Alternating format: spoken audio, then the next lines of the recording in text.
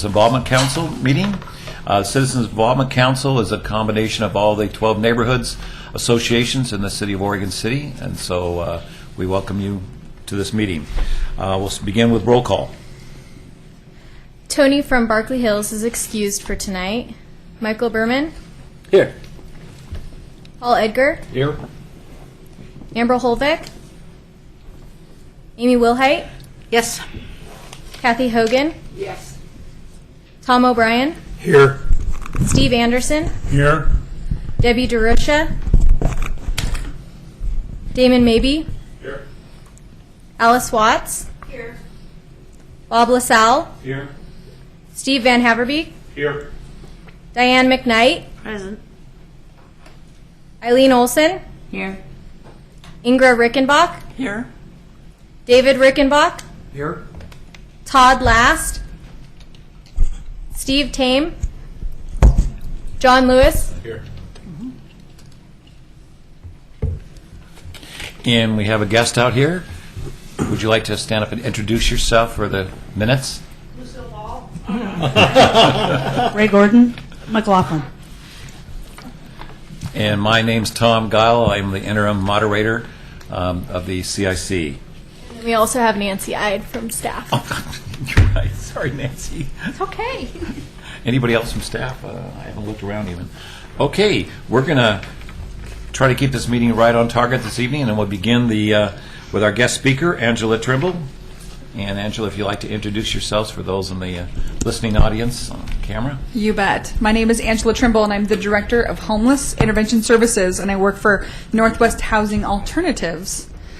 For folks who don't realize, there is only one family shelter in Clackamas County for mothers and fathers with children that are homeless, and that's called the Annie Ross House. And Northwest Housing Alternatives has been providing shelter for 27 years at the Annie Ross House. We are located in Milwaukee, but we serve anyone in Clackamas County. I wanted to first kind of introduce Northwest Housing Alternatives for folks who don't know what we do. Northwest Housing Alternatives, or NHA, what we like to just make it short and simple, that we've been in operations for 31 years, and we build and rehab affordable housing all throughout the state of Oregon. So we have properties in actually 18 different counties. And we provide housing for seniors, for people with disabilities, and for families. I wanted to show you our website a little bit to kind of take a look at some of our properties because they're pretty impressive. I think that people sometimes have a stigma about what affordable housing looks like. And that can be kind of unfortunate when, because affordable housing is something, there's a lack of affordable housing, and many, many people need it these days with the economy continuing to be where it's at. Creekside Woods is one of our pretty impressive properties in Wilsonville.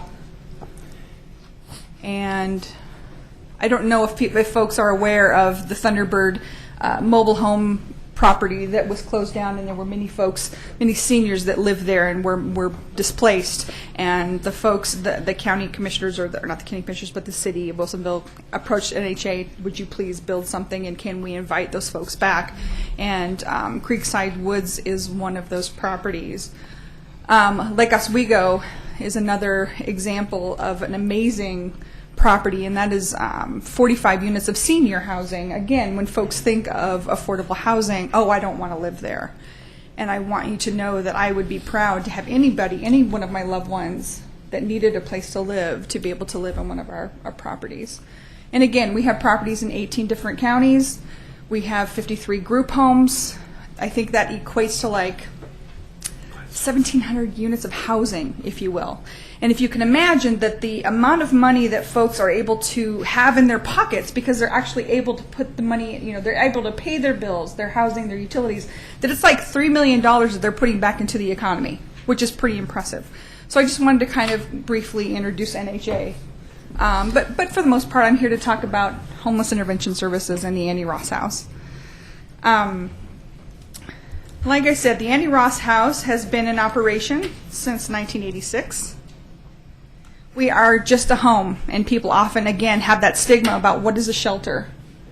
And I don't want to go because it's a cot, or I'm going to sleep on the floor, or there's not going to be any privacy, and if I have an 11-year-old boy, he can't stay with me, or my husband can't stay with me, and he's going to stay over here, and I have to stay over there. And I want you to know that our philosophy is to keep families together. And so if you were a mom and a dad, we would want you here. We want all of your children with you. If you were a grandmother with your daughter and granddaughter and became displaced, we would accept you as a whole family, and we would welcome you in. So in that house, you have 5 families at one time that can stay there comfortably, although it's hard to imagine 20 little, individual bodies in that small house. I think it was built in the 40s. When people get there, we try to assess what are their needs and what are their resources. What is it going to take for them to get right back into their own home? What kind of money do they have coming in? What does it take to get them become employed? How have they been on unemployment? How long has it been on unemployment? What do they need to get back into the workforce? Oftentimes, the families that we're seeing are folks that are on TANF, that are on the welfare benefit that they're getting, and it's, if you can imagine being a mom with 2 kids, only bringing in maybe $527 a month, and a 2-bedroom apartment is maybe $600 to $700. So there's those kinds of issues, the realities of what folks are dealing with in our communities. And I want to make sure that folks understand that yes, we're located in Milwaukee, but we serve anyone in Clackamas County. Folks come, there's a wait list, and they have to come down to Kane Road for the first initial intake, and then they come down to the Milwaukee site, and we're with us at an average length of stay right now about 41 days. So we are trying to work with them week by week on what needs to be done, what needs to be accomplished. And the goal is always, how can we get them back into permanent housing as quickly as possible? Also on that site, we have transitional housing. You can't see it from that picture, but there are 5 units back there behind that property. So where folks can stay there, they can move into transitional for up to a year. The idea of transitional is that maybe they have some landlord debt that they need to pay off. Maybe they are going to build a positive rental history by staying there. Maybe they're going to... There's maybe barriers on their record that is interfering with their ability to get them right back out into their own home. And so this opportunity, and there are other opportunities that we're connected to in Clackamas County that provide for that as well. I also want to express that in 2009, we were able to expand our shelter and respond to the recession. NHA and the board of directors were very concerned about how can we better serve homelessness in Clackamas County. And with stimulus funds, we were able to expand and include eviction prevention as a part of what we do. So if someone is not able to pay their rent because their unemployment check, their appeal got messed up, or maybe there was some medical bills or a car payment or a car repair that happened that interfered with their ability to pay, or maybe their heat bill was so expensive that they had to choose between that and keeping their lights on and their rent, and they get a 72-hour notice, they could give us a call and we could prevent that household from being evicted. And so when that expansion happened, that challenged us to learn about the needs of not just moms and dads with kids, but with individuals, couples, seniors, veterans, everyone and anyone in Clackamas County. In 2012, we touched 606 lives with the services that we provided, and that's shelter and eviction prevention and rapid rehousing. So rapid rehousing is kind of a buzzword across the nation. How can we rapidly get folks into their own home as quickly as possible?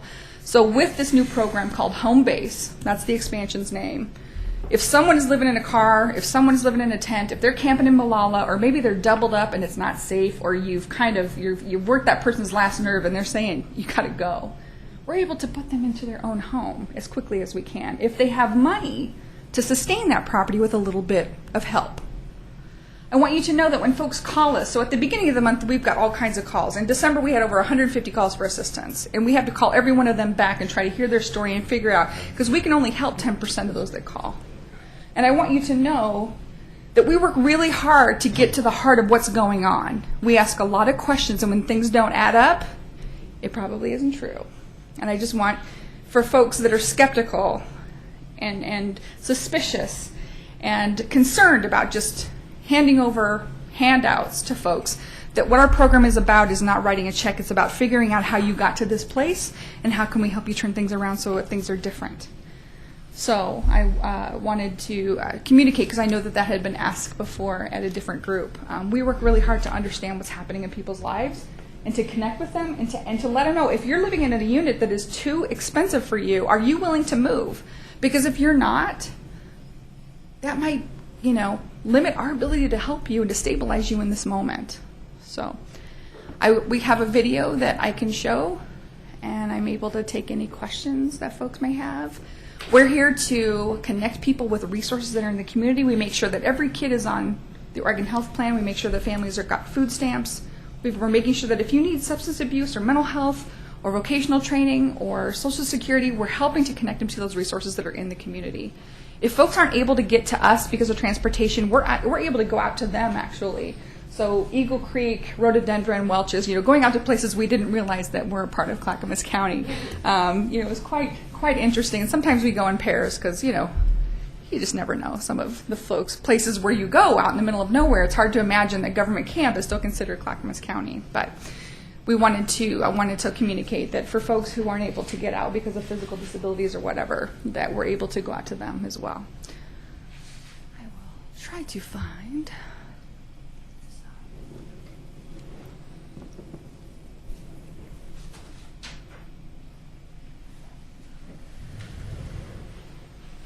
One of the wonderful things that can happen is that they come from shelter to transitional right into one of NHA's properties. In Clackamas County, NHA has, I think, 3 properties in Milwaukee, 1 in Gladstone, a couple in Wilsonville, and that's about it. We are currently involved in trying to build 45 new units in Sandy. So even though we've got a little bit of a footprint as far as affordable housing in Clackamas County, we need some more, and I'm always advocating, hey, let's do what we can. So I'd like to share with you a video of Miss Tina.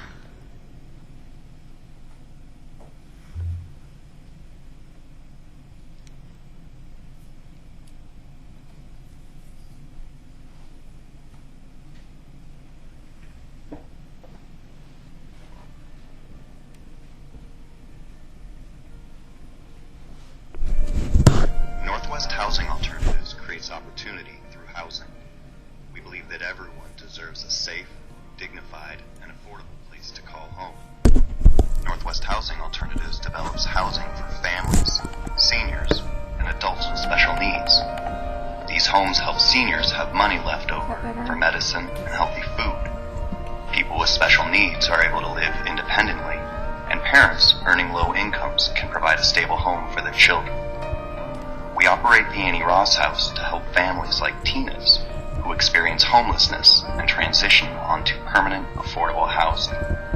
When she became homeless, Tina heard about the Annie Ross House from a friend. She has been here with you guys too, and I saw how your steps had made her successful and got her into permanent housing. And so I felt that this was going to be a good place for me and my kids.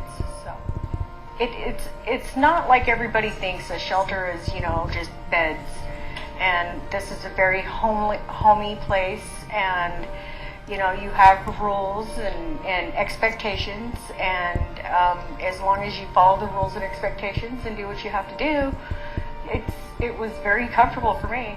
While in shelter, Tina worked with Lisa, one of Northwest Housing Alternatives family support specialists. Lisa helps families move beyond their barriers to housing and prepare for permanent, affordable housing. I had boundaries, holding me back, and the Annie Ross really stuck by me, and we worked really hard at doing our cover letters for my criminal background, for my rental history, and just what I've done in my past and what I am now. Tina and her family moved into transitional housing provided by the Annie Ross House to rebuild her rental history and save money to eventually obtain permanent, affordable housing. I paid my rent, and they provided the utilities and made sure I had everything to get me through. Cleaning supplies or toiletries, stuff like that the kids needed, and they made sure that was all provided for, and it allowed me to be able to save up and really provide for my kids. From transitional housing, Tina moved into Seneca Terrace, affordable housing property developed by Northwest Housing Alternatives. It's helped me to just feel really good about myself and to be able to provide for my kids.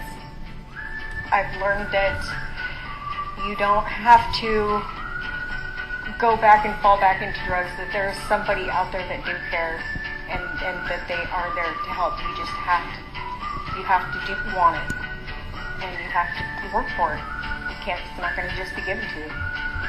I've become very independent, and I'm maintaining my sobriety, my stability, and my home life. Annie Ross has really shown me how to provide for myself and be confident in myself and become a better person.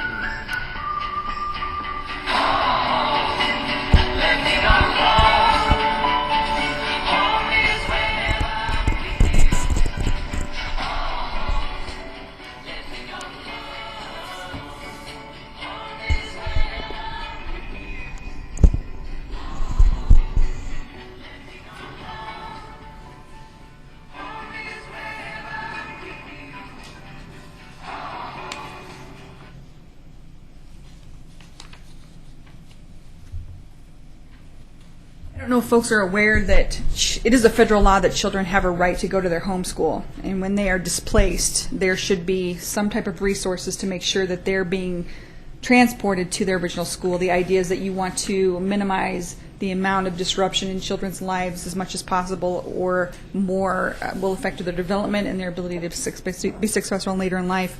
Oregon City has one of the most wonderful homeless school liaisons, and that's the position that is the person, and her name is Mary Ellen Winterhalter, is just a fantastic person that works in the Oregon City schools that is there to identify the children or families that are at risk or are currently experiencing homelessness, and being able to provide for them, to be able to connect them to the resources and get them back into their own home and their own communities in Oregon City.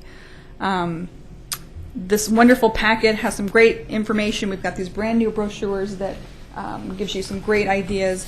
Basically, Homeless Intervention Services is a spectrum of services. Where is somebody on that spectrum? What do they need in this moment? And there are phone numbers so that we can try to assess what is going to be most helpful for them. And depending on the funding that we have in that moment, depends on how many people we can serve and how we can best help them. If you have any questions, please feel free to give me a call. And I really appreciate this opportunity to meet you and to come out and speak. So. We have a few questions for you. Great. Okay. And I guess my name's up there first. I wanted to clarify for those that are here as well as those who are listening or watching on cable. When we think of shelter, we usually think of shelter for abused spouses and things like that. I know that several occasions, throwing events, I've donated food. I've had to call a number, meet somebody in a parking lot in Milwaukee. Are you the same? We are not. Okay, we that's are not. a different kind of a shelter than this. It is. Although we are not in a confidential location, we are across the street from Milwaukee High School. And for folks who are wanting to donate goods, the things that we need are things to start over. Linens, beds, dressers, dishes, coffee pots, those kinds of things, food, diapers, those kinds of I things. was going to say, I've donated a washer and dryer once when I was moving, so you need things in good working order, Yeah. not that need repair. Right. Yeah. Because a lot of we can't then move the merchandise onto the next person because they're not going to have the money to be able to repair that kind of thing, and neither do we because we're a nonprofit. But it is not a confidential location. I wanted to mention though that 65% of the families that came through our shelter last year in 2012 were affected by domestic violence.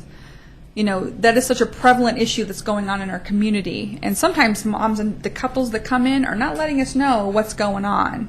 But we have staff 24/7. And so if there's ever anything that's happening, we are there to address it and to, make sure that it's not happening again. So you do have the one in Milwaukee, but I didn't see Oregon City on the list. You don't have a residence here in Oregon City at this point? We do not. No, Okay. we do not. Yeah, the only shelter for mom there's only 2 shelters in Oregon City, and that is Clackamas Women's Services, the domestic violence shelter, and then Annie Ross House. There are some wonderful warming shelters for singles and couples through My Father's Heart Ministry.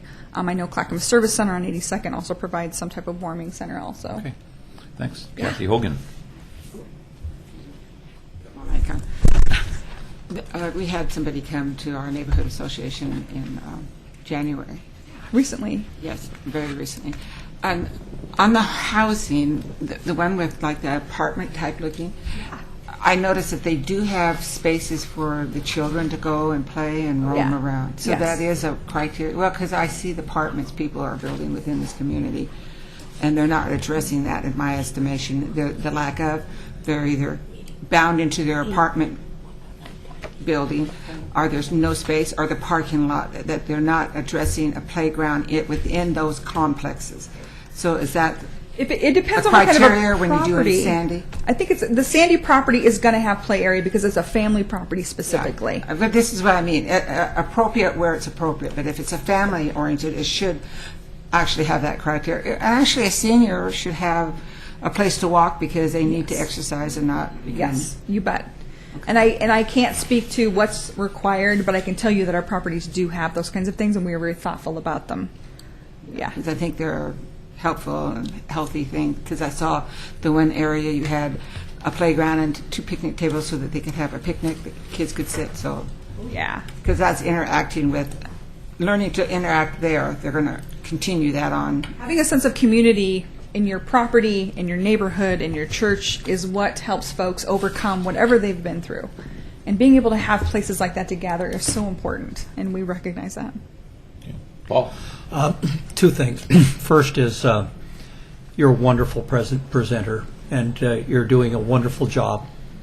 And I'm just concerned that there's a need for more of you to be able to not only tell the message, but to interact in the way that you're expressing. I'm really moved, but by not only by the importance of it, but your passion. Thank you, Paul. Funding. This, as a nonprofit, this becomes a big problem, big opportunity. It is. And this is, how do you, are you supported by the county?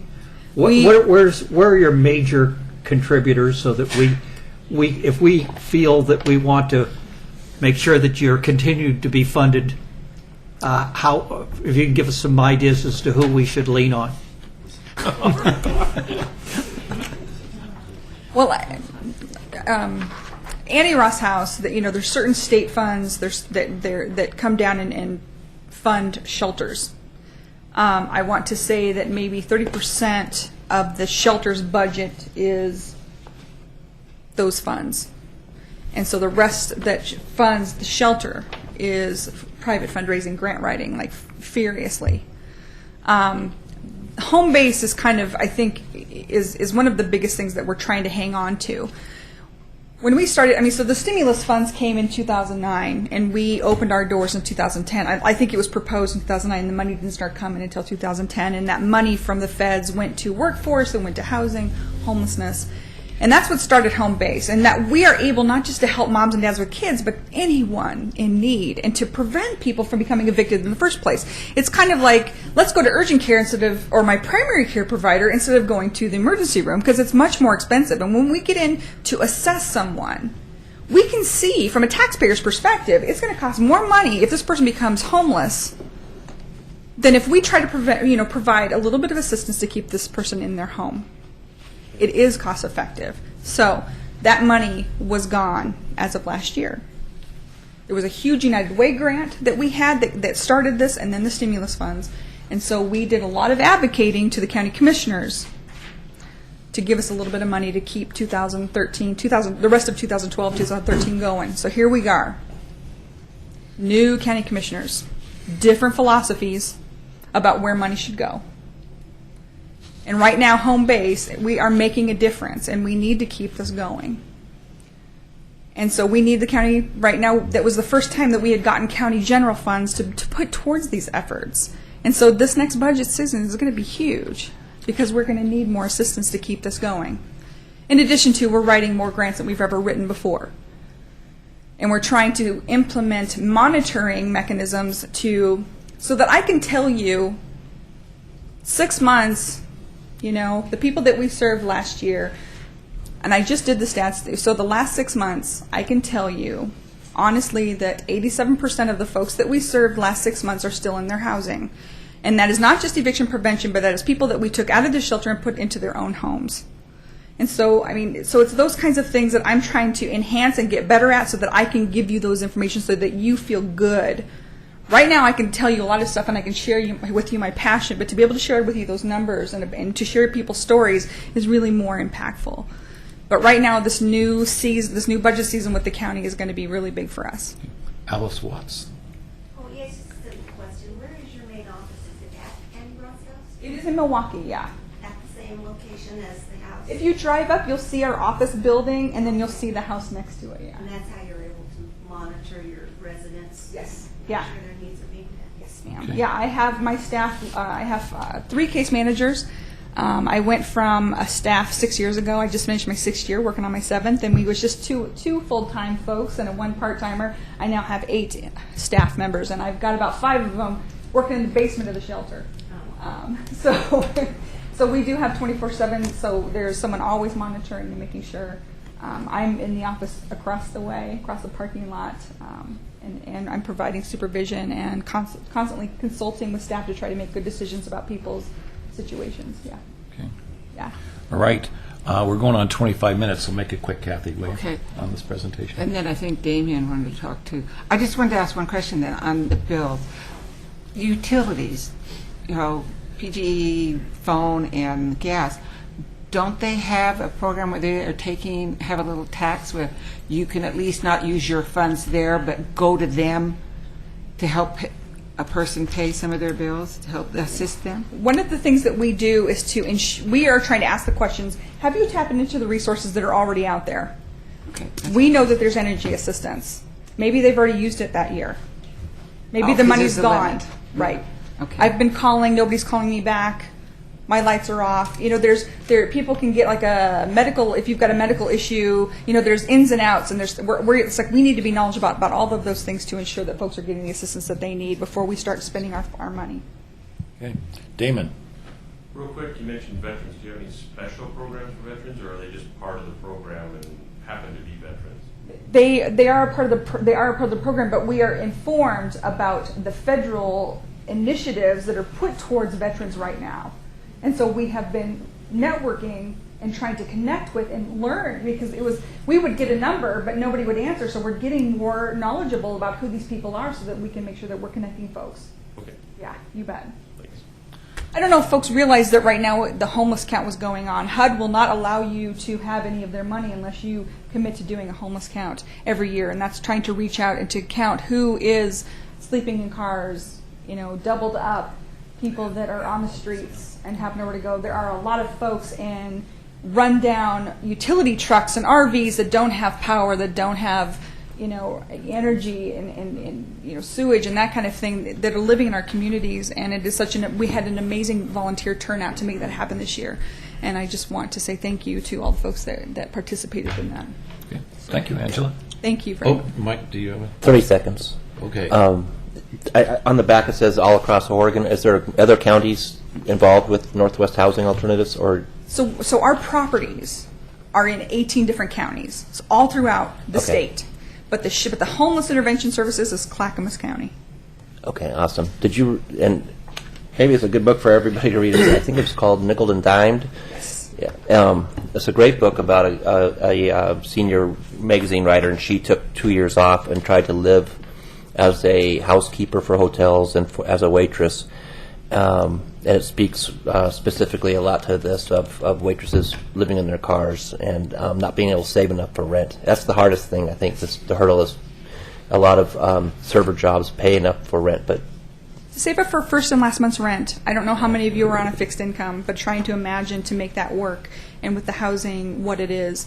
People don't realize that if you're getting a check from TANF, Temporary Assistance for Needy Families, that doesn't pay for toilet paper, that doesn't pay for shampoo, that doesn't pay for diapers or wipes. And those are the things that we need every day. And so it's just, there's kind of a myth about people living on the government dime. People are not living well. And I just want you to know that we work really hard to try to work with people, to teach people how to navigate services, how to get their needs met, and to do something different today so that they're turning their lives around. So for the sake of not only themselves, but for their children. So thank you for allowing me to come. Thank you, Angela. Thank you.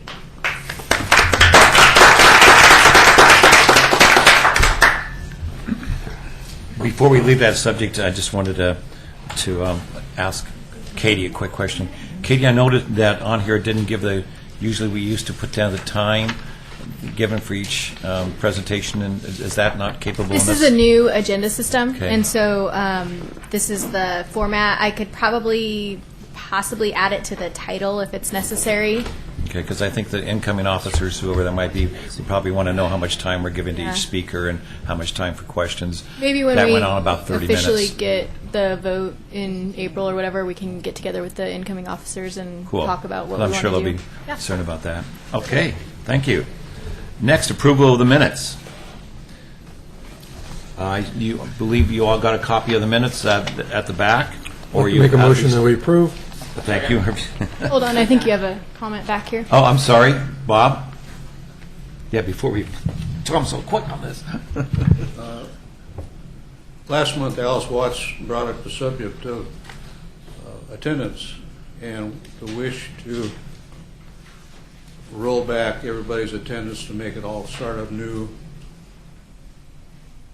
last month.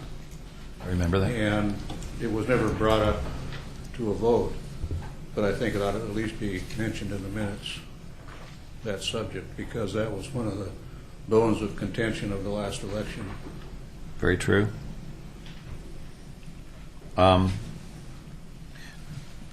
Should we say that you add that in there and we'll approve the minutes with the... I can go back and watch it, and It wasn't I there, don't I do remember that. I mean, I know it's not in there. I remember it's something. I don't remember exactly, so I would have to watch. Yeah, Alice brought it up, and I don't know if we want to pursue that or not. I think that's something that should be pursued, but right now, it's not in the minutes. Right. So we can either hold the minutes till next month, so she can put the appropriate wording in there before you make that motion, Tom, or approve it knowing that that's going to be added. I'm not sure which is the correct procedure. What, That's the way to go. to hold them till next... Approve it. Approve it with the ad. addendum. Thank you. Got to follow these rules here.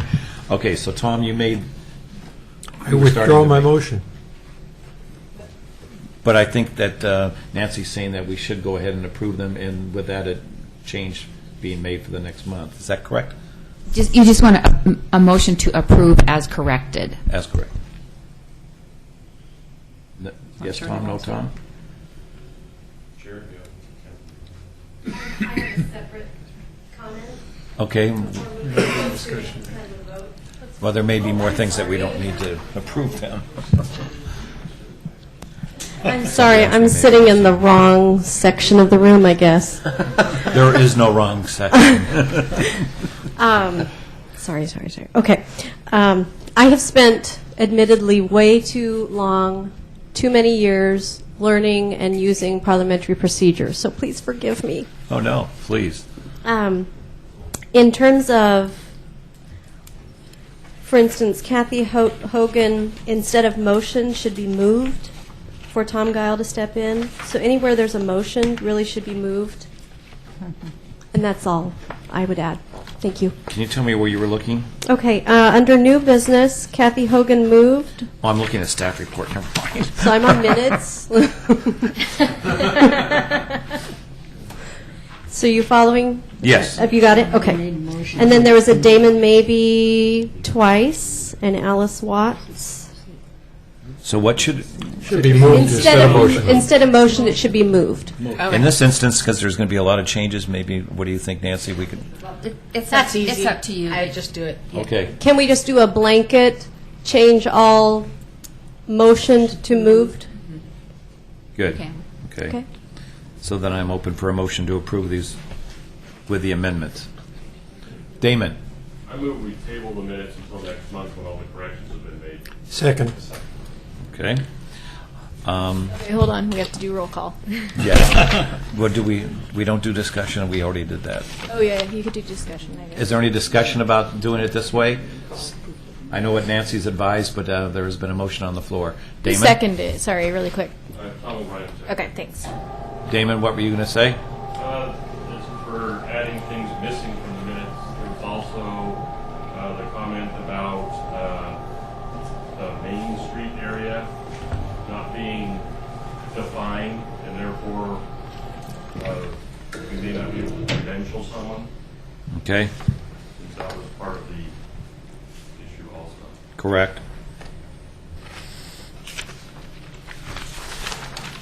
Okay, then I guess if there's no other discussion, we'll take a vote on tabling it until next meeting, until all the changes can be made. All those in favor, say aye. Wait. Oh, sorry. You're right, you're right. Okay. Change of policy. So, Michael Berman, Yes. that's your vote? I just want to make sure. Okay. Yeah. Paul Edgar? Yes. Okay. Amber Holbeck? Yes. Amy Wilhite? Yes. Kathy Hogan? Aye. Tom O'Brien? Aye. Steve Anderson? Aye. Damon Mabey? Aye. Alice Watts? Yes. Bob LaSalle? Aye. Steve Van Haverbeek? Aye. Diane McKnight? Aye. Eileen Olson? Aye. Ingrid Rickenbach? Yes. David Rickenbach? Yes. Unanimous. It passes. Hold off on the meeting minutes.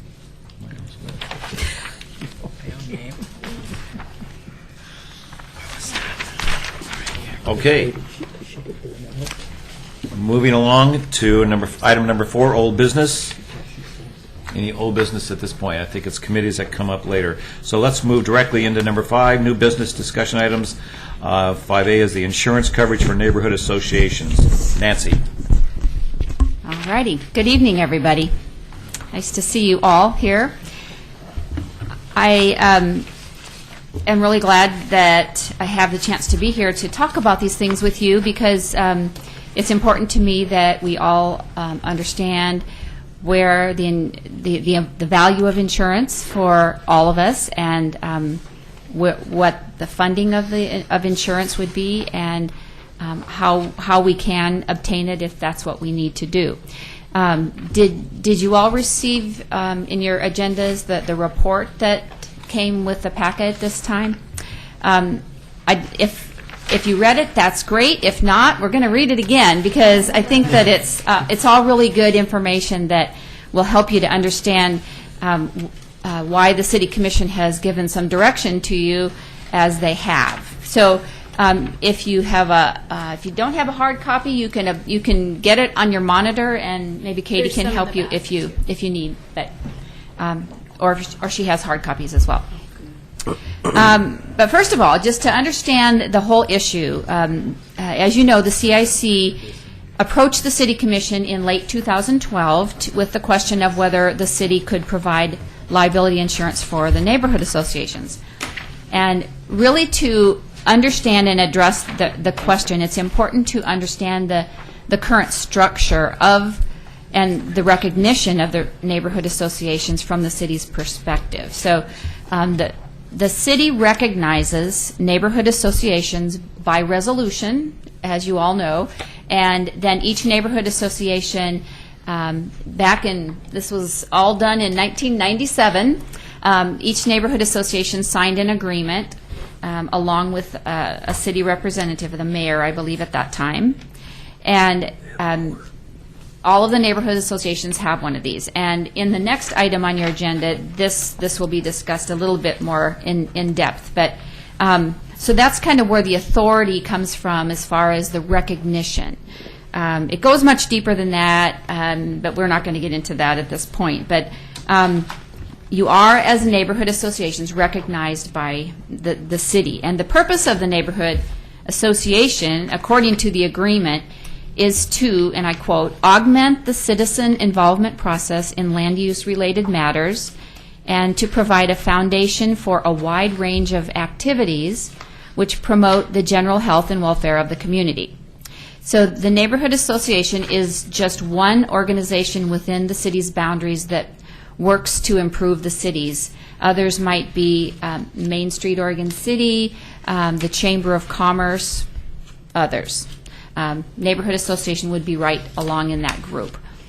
The city provides criteria and guidance for the neighborhoods, the operation of the associations, but the associations should remain autonomous or independent in nature if they are to be a legitimate source of public input on land use and other recommendations.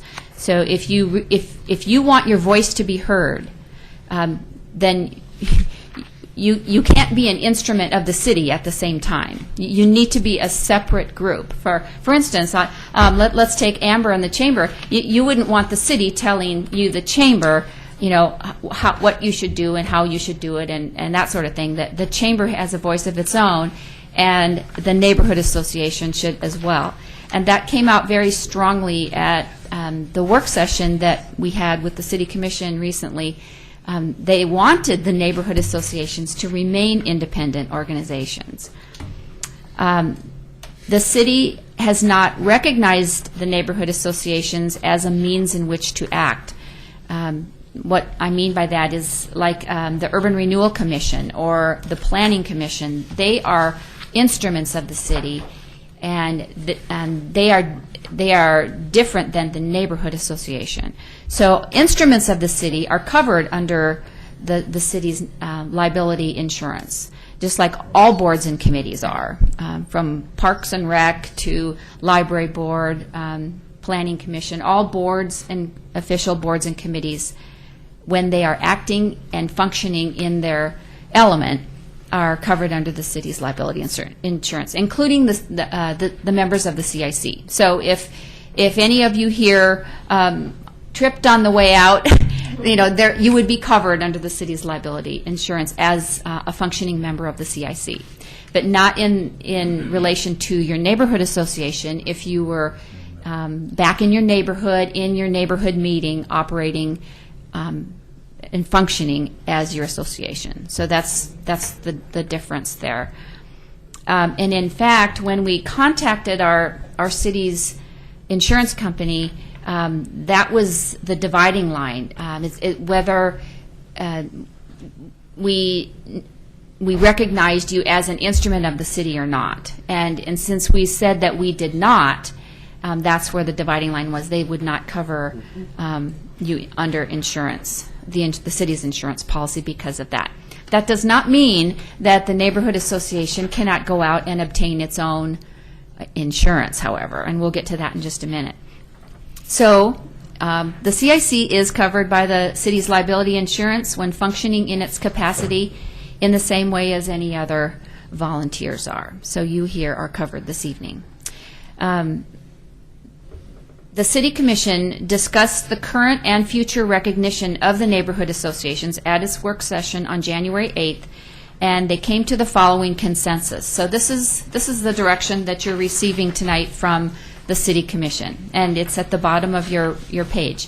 Number 1, neighborhood associations should remain autonomous in nature and will not be instrumentalities of the city. Number 2, due to their autonomous nature, the city is not able to directly provide liability insurance to the associations. Number 3, the city should consider whether there are funds available in the city budget to reimburse neighborhood associations who choose to obtain their own liability insurance. And we'll talk about that a little more in a minute. The CIC should present the potential option of reimbursement of insurance costs to the neighborhood association for their input and bring back to the City Commission for consideration in its next budget process.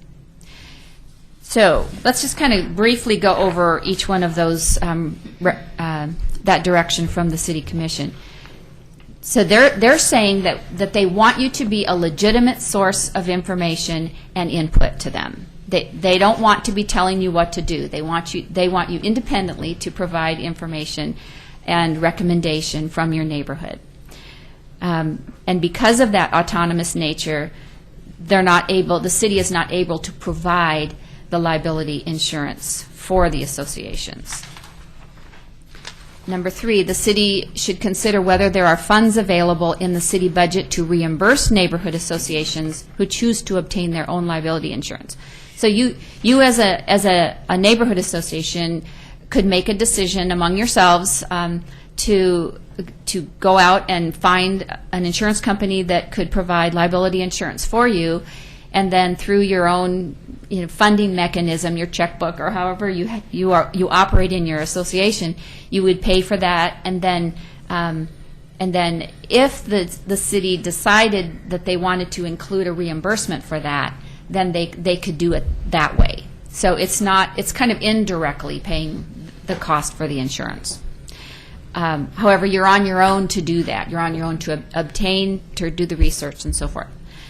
Lastly, the CIC should present the potential option of reimbursement of insurance costs to your association. So they're saying, take this information to your association meetings, see what people have to say about this, and then report back and let us know, or report back to the CIC, and then the CIC could make a presentation, or however you want to do it.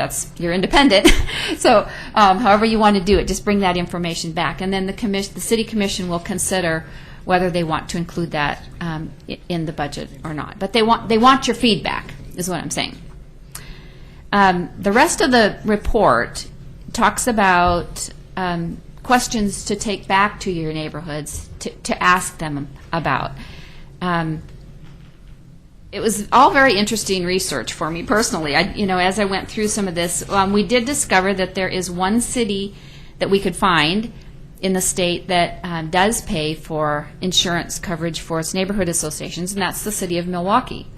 And however, their setup is completely different, and when we quizzed them, in all the years that they've been doing this, and it's costing about, for the agency that they found, it was about $500 or $600 a year per neighborhood association, and the city ended up paying for that. As far as how they handle the autonomy of the neighborhoods, I don't know. However, in all those years, they've never had one claim.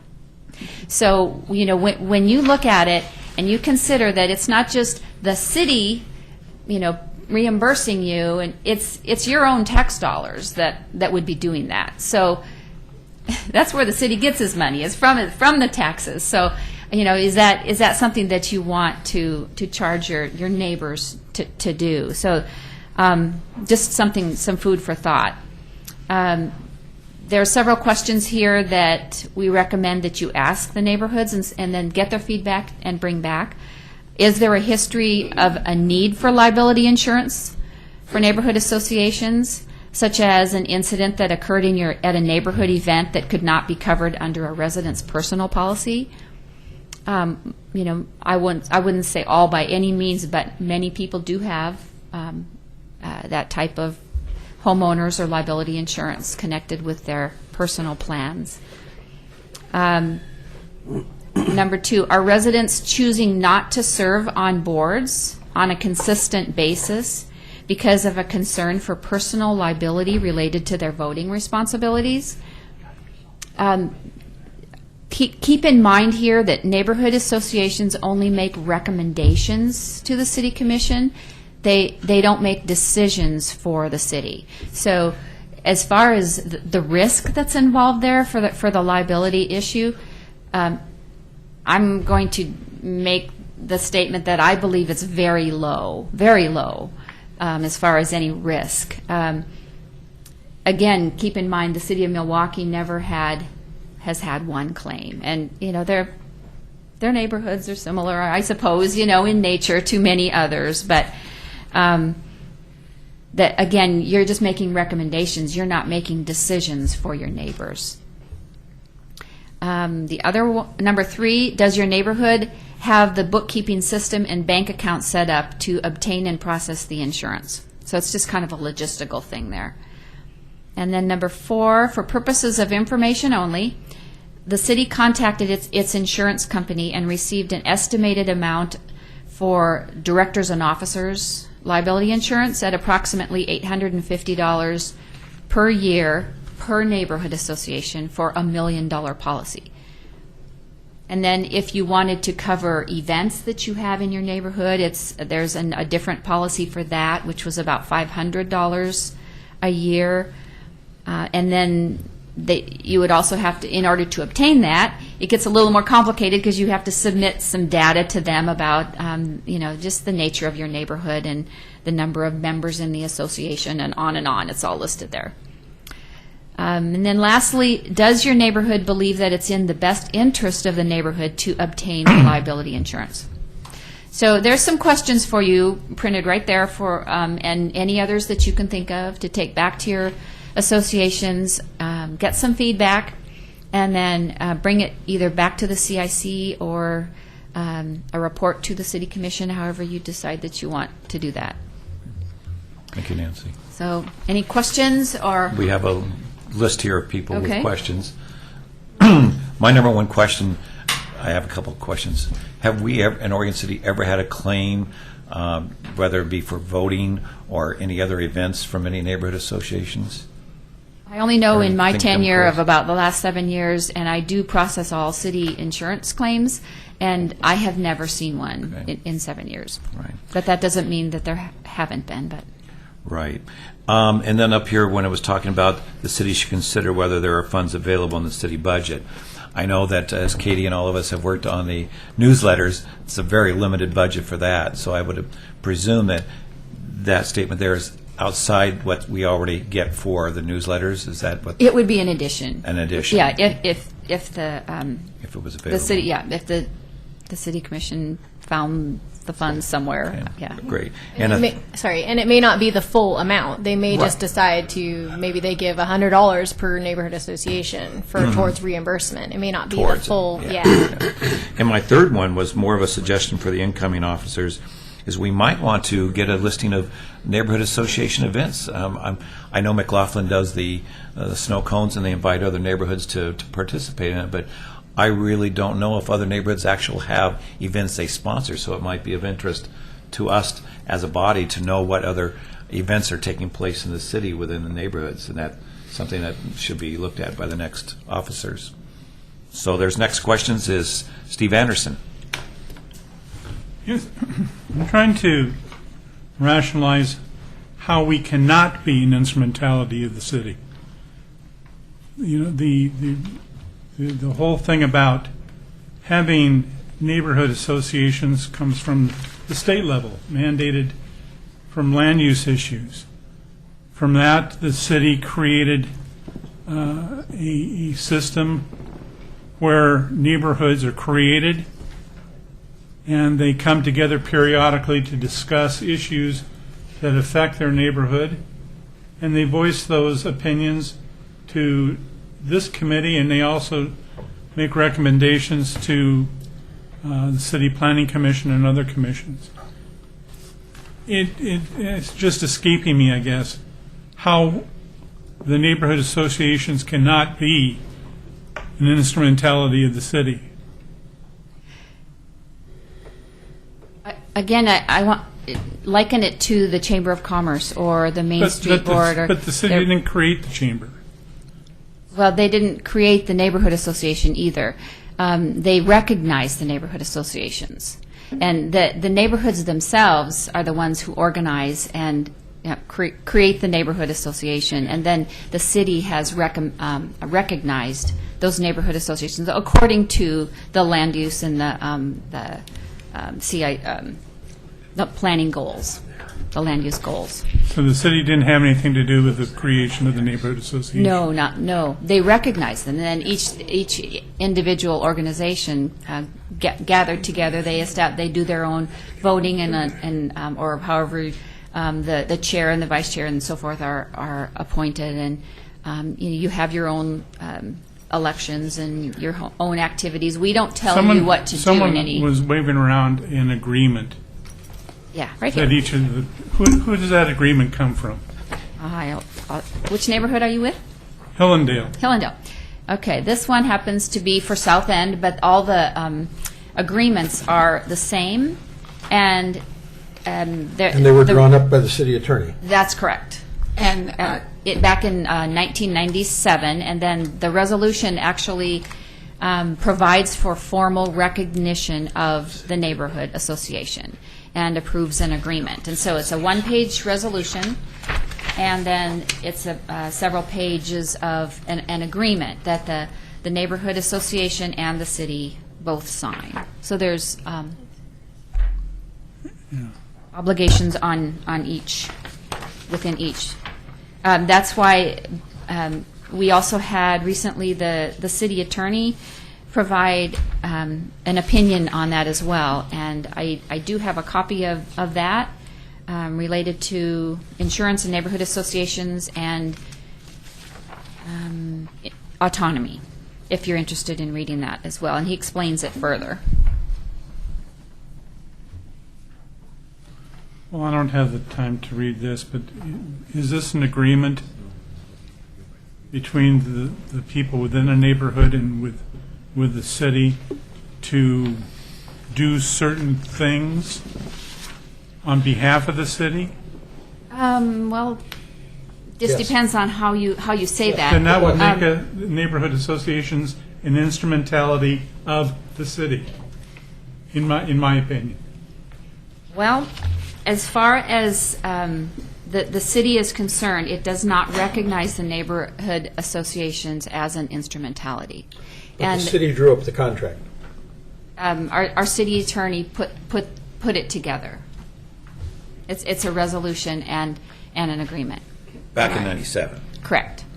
Well, can I say also, the city had staff, Mary Palmer, go to each and every meeting and help all these neighborhood associations form.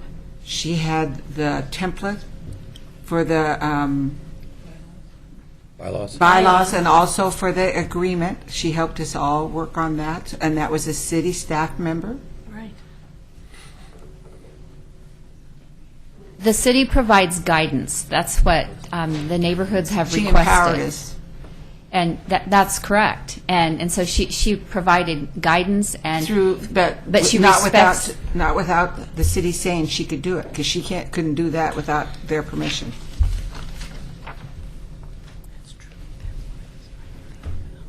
Once again, if the neighborhood association wants to remain autonomous and to have an independent voice, you'll need to remain not an instrumentality of the city. That's the opinion of our city attorney.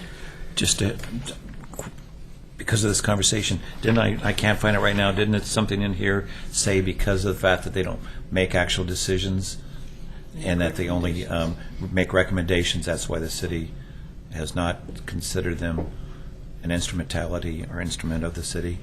Is that... Well...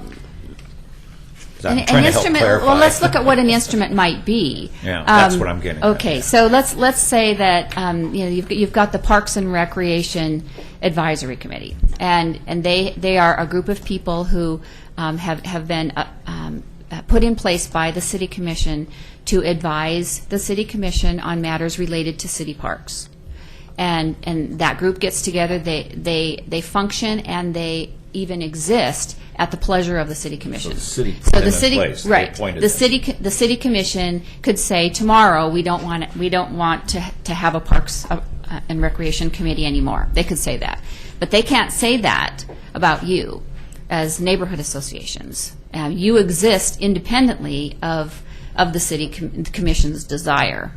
So if you want the City Commission to say, South End neighborhood, we no longer want you to exist. Or I'm sorry, I don't know where everybody lives, but if the city commission, if you want the city commission to be able to say that, then become an instrumentality. But that you are an independent organization, and the city commission has made a decision about that. At least they came to consensus at one of their last meetings that they do not want to do that. That kind of came up with the elections of the officers of CIC. They couldn't really actually tell us what to do. We needed to make that decision on our own because. Well, that's a different. But I mean, they're not an instrument. They can't. Well, tell us. the CIC exists at the pleasure of the city commission. Right. I was just trying to clarify that for you. Okay, Paul's up next. Thank you, Nancy. I'll try to move fast through this. So as the CIC, we are covered under the umbrella? That's correct. Okay, then as the CIC land use chair of the area that's called CIC, that is not a neighborhood, but represented downtown. Now, I go down there and I'm operating from recommendations or information given from, let's say, the land use or from the city's building, and I'm going downtown as a representative of the CIC covering that area, I'm then covered, whereas a land use chair of Kanema is not covered. If you are operating, if the CIC has directed Paul Edgar to go into the CIC area that you're talking about, yes, and to do whatever business that it wants you to do down there, then if you are operating and functioning as a CIC member directed by the board, then yes, you would have that coverage if you're functioning as a CIC member, having had that direction. A Kanema Neighborhood Association or any other neighborhood association, they're operating independently of that. The CIC exists at the pleasure of the City Commission. If you recall, a few years ago, the City Commission actually disbanded the CIC for a short period of time, but the neighborhood associations continued, but the CIC just that was kind of before my time, so I don't know what the circumstances were at that point, but and then again in I think 2008 or so, they reinstated the CIC. So it acts at the pleasure of the City Commission, but the neighborhood associations do not. Just so you all know, Katie does watch all of you, and she does have your names up here. So I know that we have Alice, Diane, Bob, and Ray. So Alice is next. Okay. Nancy, just for clarification, we're not trying to be argumentative. We're just trying to get a clear understanding of what you're presenting. Can you point the microphone towards her? Oh, Thank you. First of all, I would take issue with the city not forming the neighborhood associations, because when a lot of them dissolved, Chris Taylor Wadsworth and William Gifford and a few other volunteers on this organization worked very hard to reestablish them. And so from my perspective, that appears that the city is in support of it. They want us to exist, and therefore we are part of the city. But a couple more things, and then I'll let you And I would respond. totally agree with you. Okay. So that's my argument about your statement that the city did not create the neighborhoods. They were instrumental in our being recreated when some of them died. And then what I am understanding then is the CIC is protected under the city's liability. So I assume that means that when we help out up at the farmers market by telling people that come by what we are and what we do and where the neighborhoods are, that's if someone tripped or, I don't know, had an argument, or who knows what, then we'd be okay. But you use an example, and that's very dear to my heart, and that's the snow cone sales at the concerts in the park. That's the McLaughlin neighborhood, and we have never had liability insurance. I think we've just assumed that since it was a park and rec function, that we were under their umbrella, but I hear you saying that we're not. So that's important for us to Well, it's a little bit understand. different because the Concerts in the Park is a city-sponsored event. And so when the city sponsors an event like that, and there are neighborhood associations and there's a lot of people there, then everyone there is basically covered under the city's liability because they've attended that event. So, it's not quite what you're looking for, I don't it isn't think. real clear in all areas. If you were doing a garage sale, Yes. that would not be covered under, if you're doing a McLaughlin neighborhood garage sale, that would not be covered under the city's liability insurance. If you're doing a city-sponsored event like Concerts in the Park or Movies in the Park, or you're here, part of the open house or something like that, that is covered under the city's insurance. Does that help a little bit? Yes, that helps. But to Alice's question on that, like, it's the neighborhood that's serving the snow cones. Would the neighborhood be responsible if someone didn't wash their hands and something happened, or is it the Parks and Rec or the city? The city is sponsoring the event. Okay. So. Even though the And neighborhoods they allow the neighborhoods to come in and have their snow cone machines. Okay. All right, next is Diane McKnight. Diane? No, I don't. It was answered. Okay. Bob LaSalle. liability for neighborhood events can be highly dangerous. Park Place sponsors cleanups on the entrances to their areas. The city provides tools such as loppers and rakes and all kinds of tools for the people to use.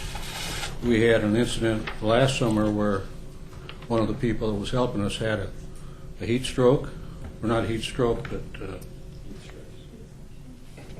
At least, well, anyway, it was a heat-related incident. She passed out.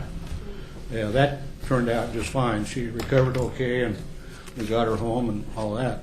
So, at least our neighborhood association does have highly liable situations that we get ourselves into. In regard to the city reimbursing the neighborhood associations, if we went out and found our own insurance, I think most of the neighborhood associations' coffers are quite low, and I think be able to purchase the insurance up front and then have the city to come back and reimburse us for a lousy $100. That just doesn't make any sense. It wouldn't be possible. It would never happen. I'd be glad to go out and find out what insurance would cost for Park Place, but I couldn't afford to pay it up front. Comment on that, Chair? yes, please. That as far as just the logistics of how that could work out, if the commission decided to assign some money to the budget for the reimbursement, there could be a situation worked out where you could provide an invoice or provide the amount to the city, and our finance department would be willing to work with the neighborhood to make sure that, because I understand you don't have a lot of money in bank accounts, and $800 might be quite a bit for a neighborhood association to fund up front. So I'm sure that there would be some kind of means to work that out. Okay. And with Bob's question about those tools that are loaned from the city, if they're city tools, at the same someone slopping and they cut something. Right. I understand what you're saying. And I don't have an answer for that because I wasn't prepared for that specific of a question, but I know that I could contact Nancy Bush, and I'm sure that she would. Now you'll probably take our tools away. I'm on your side. I live in one of these neighborhoods too in Oregon City, so I'm an Oregon City resident. In fact, I'm one of your neighbors. I know you are. I live right around the corner from you, Bob. Hey, Ray, you're next. Well, I'm not. You better grab I'm not Mike. He's not through. No. In regard to being an instrumentality of the city, I'll give a little more ammo for that. The city established the neighborhood boundaries. The neighborhood association boundaries were established by the city, so they had a little bit to do with that. And then my last issue is the statement about event that not be covered under residents' personal liability. I don't think any of us want to make a claim against our own personal insurance as an officer of a neighborhood association. So that's all I have to say. Now let's hand that microphone to the famous Ray Gordon. Oh, that Ray Gordon guy, don't listen to him at all. Oh, thanks. Okay. All right. Just want to point out, in case I had to leave for a second, but in case it wasn't already talked about, you can have event insurance for a one-time thing during the year. That's a lot cheaper. I've done it, and say you have just one big thing a year, then just do it. If you choose to do insurance. But also another thing is it also encourages us to do more events together, which is kind of good because we're all part of the big community, even though we're all these little neighborhoods. That will encourage us to do CIC events that are all of us together going to one cause.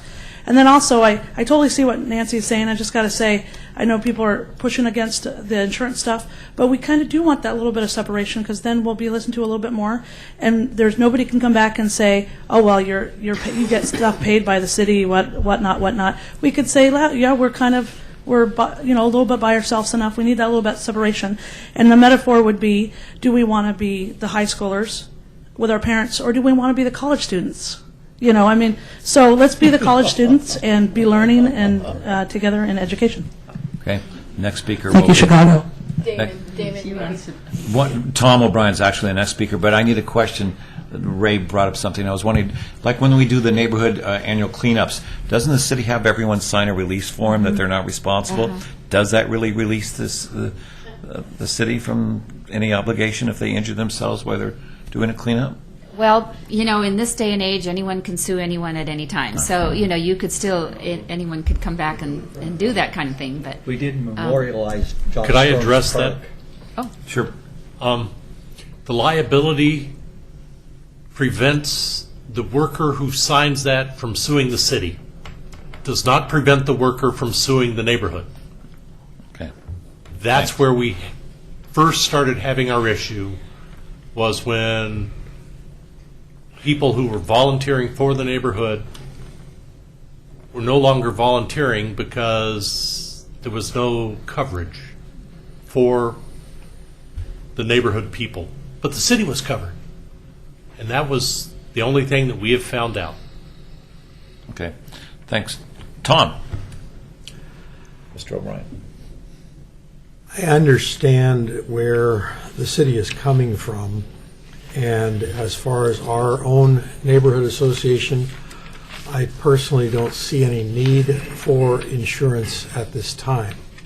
However, I take issue with the city's response to our request, in that, as an example, as a neighborhood representative, this afternoon, I received a email which contained, I believe it's something in the neighborhood of 13 land use documents that I have been asked to look at, spend my time evaluating, and respond to the city planning department on behalf of my neighborhood. I know that I have thoroughly read LCDC's Title I, and I know what that document states relative to the purpose of the city's putting together some neighborhood response to land use planning issues.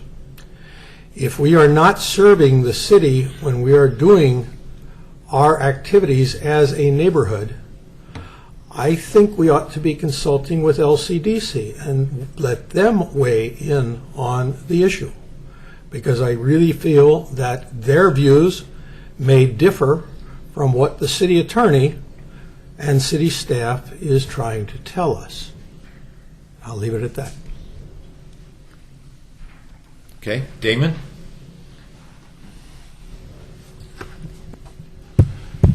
Okay, well, to address your issue, Tom, if you threw those in the trash and never said a word about it, the city couldn't fire you. So you're not an instrumentality of the city as long as your neighborhood wants to let you keep throwing them in the trash. As long as LCDC agrees with that. No, actually they don't. If you are the representative of your neighborhood association and they voted you in and you are the man, the assigned person, and you choose to exercise your duty by throwing them in the trash, there's nothing the city can do about it except say, hey guys, you need to pick somebody else. Next time, hey guys, you need to pick somebody else. You are an independent contractor that they are stuck with. So, you know, and that's basically what these neighborhood associations are. There's a lot of overlap, just like independent contractors are with larger corporations. You know, I'm sitting in a cubicle at Intel using Intel's computer and punching in an Intel's clock with Intel's, finance department cutting the check that says they're from Intel, but I'm still an independent contractor as far as unemployment insurance and workman's comp and all that. I mean, I'm not an instrumentality of Intel. My work goes to another person who then signs off and passes it up the line.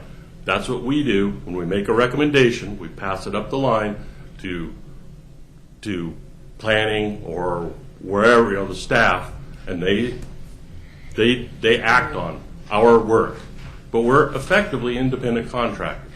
And frankly, to solve, we're wasting a lot of time on this question. I mean, first off, how often has this come up? Once, and it's a shame, but when the time comes, test it. You know, apply to the city for it, sue the city, I don't care. But it's a once in 15 years that I know of question, and we just burned through an hour and 20 minutes on something that might come up someday. So, can we move on? I'd really like to go do something else. I understand this is important. We've got some answers. The city says we're different. We want insurance, go get it, if we want it. So, anyway. Thanks, Damon. Actually, it was 45 minutes. Yeah, it just seemed presentation was 30 minutes. If there's no more comments, Nancy, then back to Nancy. Just a comment in support of what Damon just said, that keep in mind that the city of Milwaukee, though they have provided insurance for a long time, they've never had a claim. So, Now that they realize that they've been doing that, are they going to change it themselves? well, I don't understand it. I mean, I haven't talked to them in depth on They probably- how we didn't know the we were. instrumentality portion, because even our insurance company will not recognize the neighborhood association as an instrumentality. So, Okay. I believe you're on the agenda next. okay, and really, this should be just a real short one. Well, you just never know, do you? But it's basically just to distribute to each of the neighborhood associations your resolution that has the name of your neighborhood association on it and the agreement that was signed back in 1997. And this is what stands today. If you want to take it back to your neighborhood and review it in your meetings, and if you think that some things need to be changed or you want to make some changes, then bring that back to the CIC and have a discussion about that.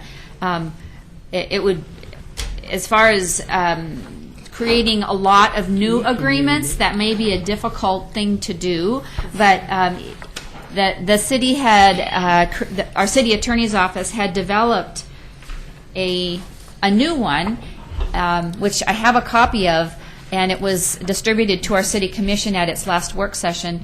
However, there's not a lot of changes to it, and when you look at the time involved with all of your neighborhood associations discussing a new agreement, when you're in the process of also trying to do bylaws and other things, that really doesn't end up coming up with much different than the original one. You just have to weigh your time and what you want to do in the neighborhood. So please take these back to your neighborhoods.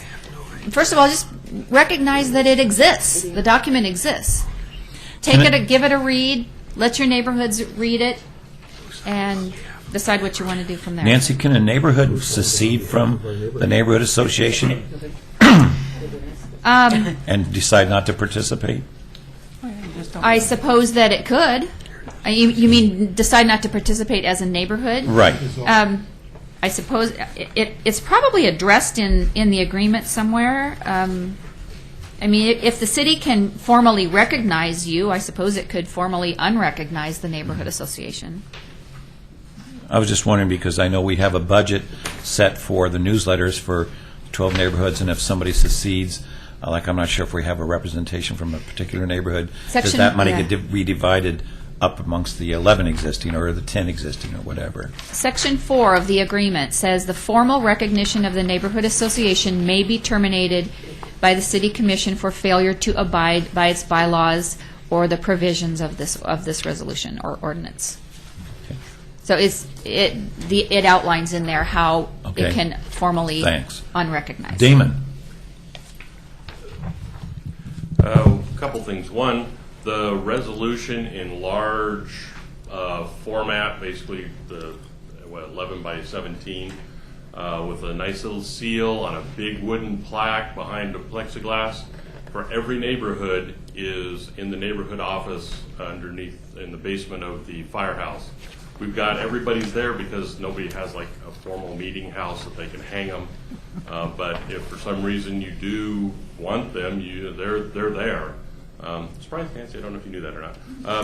But they're nice maple thing. I mean, you know, for a while, a couple of neighborhoods would take them to their meeting and set them up on, you know, so that people could see them. And then they realized these things weigh about 25 pounds, and I'm done. If you ever want to see them, you know, that's where they are.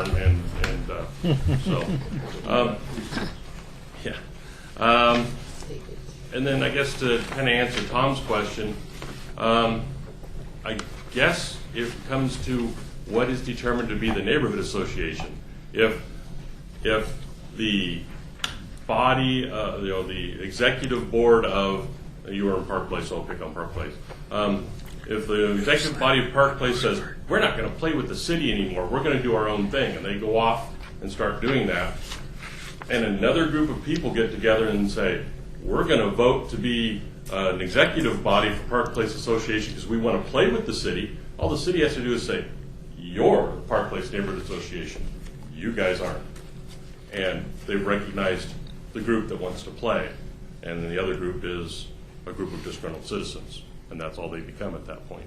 Okay. So. But if the city's providing funding, like for newsletters, can the disgruntled groups continue to use those, No, or just the because ones they're that no longer want to recognized. abide by the city's? Yeah, that would be the... I was just wondering about that. That came up recently. Okay. Nancy, are you going to stay around here for a little bit? Are you leaving? Well, if you need me, I I can guess stay. as long as you're here and you've been speaking for a bit, I know that last year we did the, as you know, the bylaws template for the neighborhood associations, and we were told it was being held up for the insurance issue. Can we expect now to see that at some point, the bylaws template that we worked on last year? Should be coming to the next meeting. Okay, terrific. Yeah, it's basically ready to go. Okay, to just bring wanted forward. to check. But I need to meet with the bylaw committee first. Okay. Before we Terrific. bring That it would be next great week. because a lot of people put a lot of work and Yeah. they probably want to see what might have been changed. Thank you very much, Nancy. Okay. All righty, moving into 5C, and that's the nominating committee. I don't have the actual minute in front of me of who's on the nominating committee again. I believe it's right here. Paul Edgar, Kathy Hogan, Damon, and Amy. And Steve Anderson, sorry. On a different page. Have you had a chance to meet yet and discuss anything?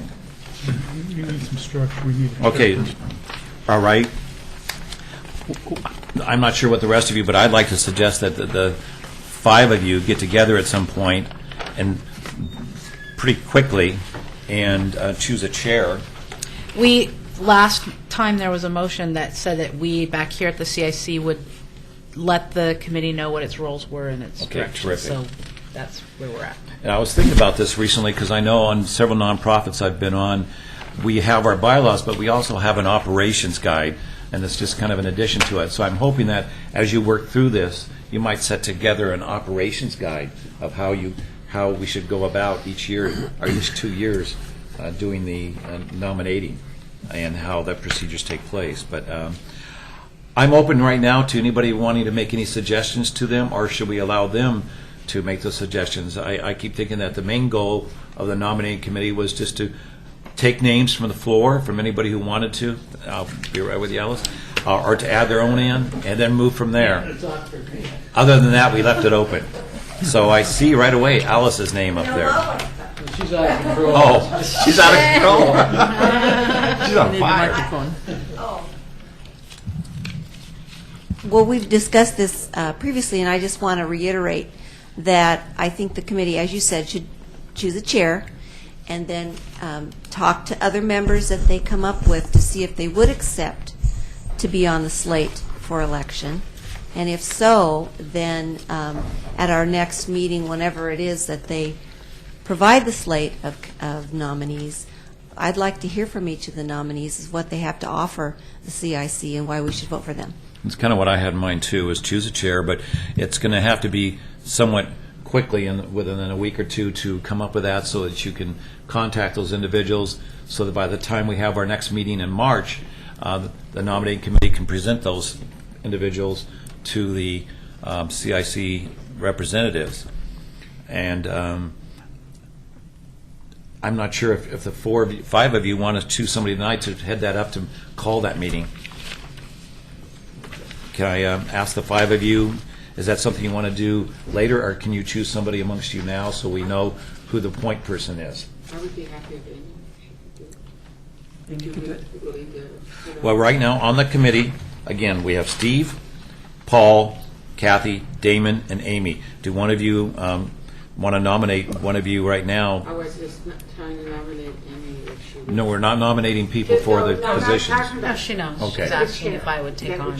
Oh, for the chair. I didn't hear that part. I'm sorry. The chair of the nominating Amy? committee. Yes. Yeah. Are you willing to? You know, do contact, email us all. And Okay. We can even after this meeting. Let's get stay in after the the meeting and talk. Okay. Okay. Okay. So, Amy, are you going to be at the, is that okay with everybody? That's fine with me. Yeah. It only takes us a few For right minutes. now, as far as this board is concerned, or this committee, Amy is the temporary, until you confirm it, Okay. chair of that committee. And we'll meet right after this meeting. Yeah. Okay. Now, again, part of those operations, I guess, yes, Damon? I was going to just ask Katie, some of the things that we need is a complete roster and also a list of people who've been credentialed. Because one of the requirements is that they be a credentialed member. I mean, I know we're looking at, like, in March, a lot of people are having their meetings, but we need to at least have a list so we can start checking and, you know, making so as soon as you can get that to us, that would be okay. I brought what I have received so far tonight. So you guys are more than welcome to look through it. I also was going to suggest that be one of the items on the next agenda is to take a look at what I've received so far so that you guys are the approving factor of those, not me, making sure that they're what you're wanting and that you approve of those. So yeah, you can definitely see what I have so far tonight, and then that's going to be an item, also a separate item on the agenda for next month, if that's okay. Terrific. Just Paul? I made when Katie sent out the list, I went through and edited and added to the Kenema section more detail to make sure we had it fully documented. And I looked at the rest of the listings from the other neighborhoods, and most of them had very skeleton-like information, much like what we had. So I just added to it, and I think that it included the two representatives that are representing our neighborhood to the CIC. And I think it would be appropriate that if we could get that, update that one email or that Word document. Okay, like that. I'm sorry. I'm going to stop you right there. That is something totally separate. Okay. That is the trail news. That is what goes in the trail news, and we have a limited space for that. So I typically try to keep it at the chair and vice chair. If I add anybody, whatever has been there in the past is going to remain. But for going forward, future, it's probably going to be pretty much I try to keep it to 2 people if I can going forward to keep the space to 1 page. And you're referring to the representatives, not the officers. No, I'm actually referring to the neighborhood association officers, the I mean, chair and Courtney. vice chair for each neighborhood association, not the representative to who is the CIC I'm representative. referring to what you're looking for. Yeah, but and so those are 2 separate things. Sorry to get confusing here. So what I am going to put on what I would hope to add or have the chair approve to add to the agenda for next meeting is the actual documentation or the credentials I've received from the neighborhood associations saying who their CIC representative is. Have you asked for them to clarify if it's nominated or elected? So you I have know? not asked them to do anything. Okay. The CIC can ask them to do whatever they choose to do. Right. Okay. Again, back on the nominating committee part of it, they can nominate somebody, but if you are interested in it, you should probably contact through email one of the individuals on this nominating committee to let them know of your interest, so it's not just a closed door. Plus, I presume that, like at most meetings, that it is also open to the floor for nominations next month if you,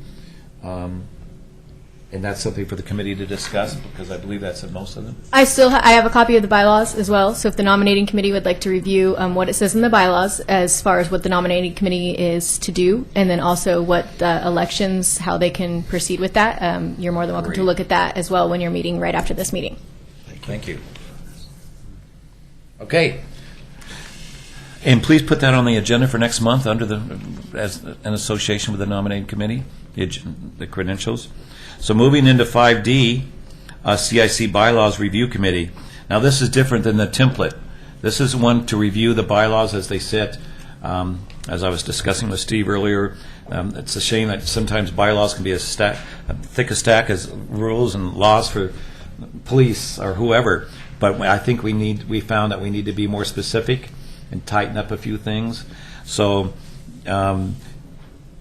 we need to start a CIC bylaws review committee, and it could be part of the nominating committee. They can be a part of that too. But we need a committee like we did last year for the templates to go over the CIC bylaws and see where we need to improve them or tighten them or add to them. So let's take some names for who would like to be on that. I see Alice's name right away, and Bob. Alice, Bob, Steve, Amy. Any others? That's a good group of people. I think they'd have a good voice. Okay, and Ray. Just kidding. I didn't even have to sit on my Okay, so and Mike, terrific. Okay, so we have 5 people on that, and as Katie said, she had a copy of the bylaws in regards to the elections. I'm not sure if it's the full. The full thing. But you, Yeah. the 5 of you, might look at those and also arrange to at least get a meeting to kind of tell us next month how you're going to go about it. We don't need to have it done by next month, but there's so many issues about the downtown area and all this that need to be clarified. So it may take you a few months, like it did for us for the neighborhood template. But at least you'll have a start, and you can report back to your friends here what's happening. Okay? Then let's move right on to 6, and that's poor John's been waiting so patiently over there. Thank you. Thank you very much for keeping me on the agenda. I like that.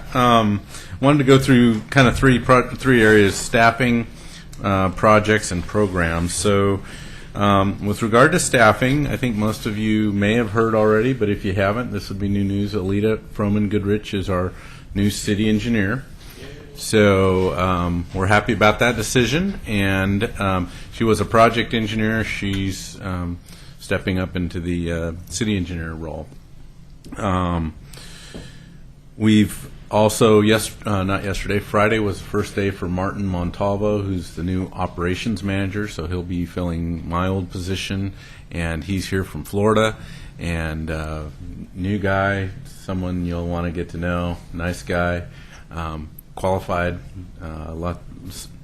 worked for a county in Florida as a street and stormwater operations manager, if you will. So he's got some good experience coming to us as well. We've got a guy named John Max who filled Jason Frazier's position. I don't know if you knew Jason by name, but he was one of our GIS technicians. So he's now working hard in the office here as well, and to kind of backfill some of the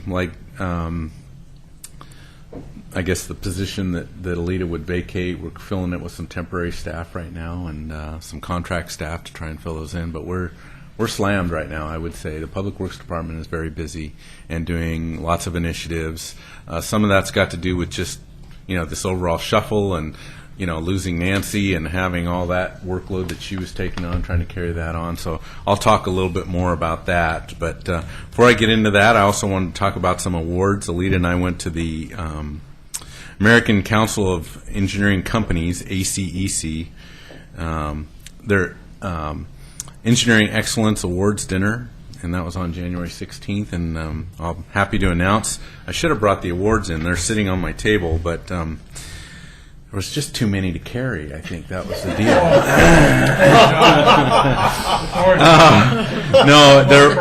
I mean, really, it is impressive. We want to get a little thick framed thing that we can put on the wall back there, because over the last couple of years we've really assembled a number of awards, but these awards were nice awards. The Engineering and Excellence 2013 Grand Award, and there were 6 Grand Awards that were given for, we got one of the 6, and that was for the jug handle project. So impressive amount of regional, application. or is that international, or what is it? That's in the state. Within the state of Oregon. In the state, yes. All of these are state awards. Engineering Excellence Honor Award, that was for the McLaughlin Boulevard Phase 1, so the piece between basically the 205 interchange and 10th Street. That one also was given an award. And then, while this wasn't a city job, T.Y. Lin and ODOT received the honor award for the Willamette River restoration project. So Oregon City was, I would have to guess, there was probably 300, maybe 400 people in the Multnomah Athletic Club big conference room, a lot of engineers, a lot of agency people, and Oregon City was well represented, and so be proud of your city for that. So, Is there a red carpet you guys could walk down? no, engineers don't do red carpet. No, we don't do that. Sorry. So that was the project awards. I also wanted to quickly run through the projects. So I'm sure you all got your flyers in the mail about the water rate rollback piece. Nicely So done. continuing to give you information on that. I know we're trying to keep that message simple because, still a lot of people aren't interested in the details. Some of you are. I get that. And so those of you that are hopefully have gotten to connect with us in a lot of the public meetings that we've had. But for the general John Q. citizen, he's interested in learning a little bit about his history and trying to give them information that's usable. So one of those went to every one of our customers, water customers. If you want more of them, we've got them. So the other thing that we're putting together right now is an infomercial. So it'll be airing on Willamette Falls media channel. And hopefully that'll come out real soon. We're trying to get that out. The other thing is on February 6th, though, Wednesday, the City Commission will actually, we're hoping they'll actually adopt a resolution that will then adopt a ballot initiative and a ballot title and ballot language, ballot rate, or a water rate increase, because we are talking about what that water rate increase would be, and adopt the language that would essentially reverse the rollback. So keep that in mind. There'll be opportunity for public testimony if you want to show up for that. And then once that happens, staff have real limitations on what we can do to kind of help support the cause there with regard to convincing. So I think there's going to be a political action committee. Hopefully you've been, if you're interested in that, we'll pursue that. Right now, Betty Mumm and Commissioner Roth are kind of slated with moving that initiative forward. So join ranks. They can, but staff can't. Politicians can, staff can't. Staff can on off-hour times. So, but I can tell you that I'm not going to dabble in it too much. So, and I think that's the recommendation I'll be giving to most of my staff. So, Steve, is that after it becomes a ballot? That's right. And what's the time frame for doing that? So ballot, according to Nancy Ide, they'll likely adopt a ballot on February 6th, Wednesday night, and then the election's in May 21st. So they'll have a little bit of time to kind That kind of lets Alita out for our Tuesday or February meeting. What? Alita? What do you mean? Alita was going to speak before Park Place on February 21st, but they may vote. But once they vote to approve it, it doesn't go to the ballot yet. So can she speak at the Park Place on the 21st? Oh, I see what you're saying. She can give information and facts, but she can't be a advocate. So it might be a scaled back presentation. We haven't talked about that one, but. The other big piece of work is the transportation system plan. It's been a while since the public has seen that. It's now online and available for review. Just went online either yesterday or today. Laura put it up on the website. That's still there now. We're just kicking off. In fact, I brought some of that information too.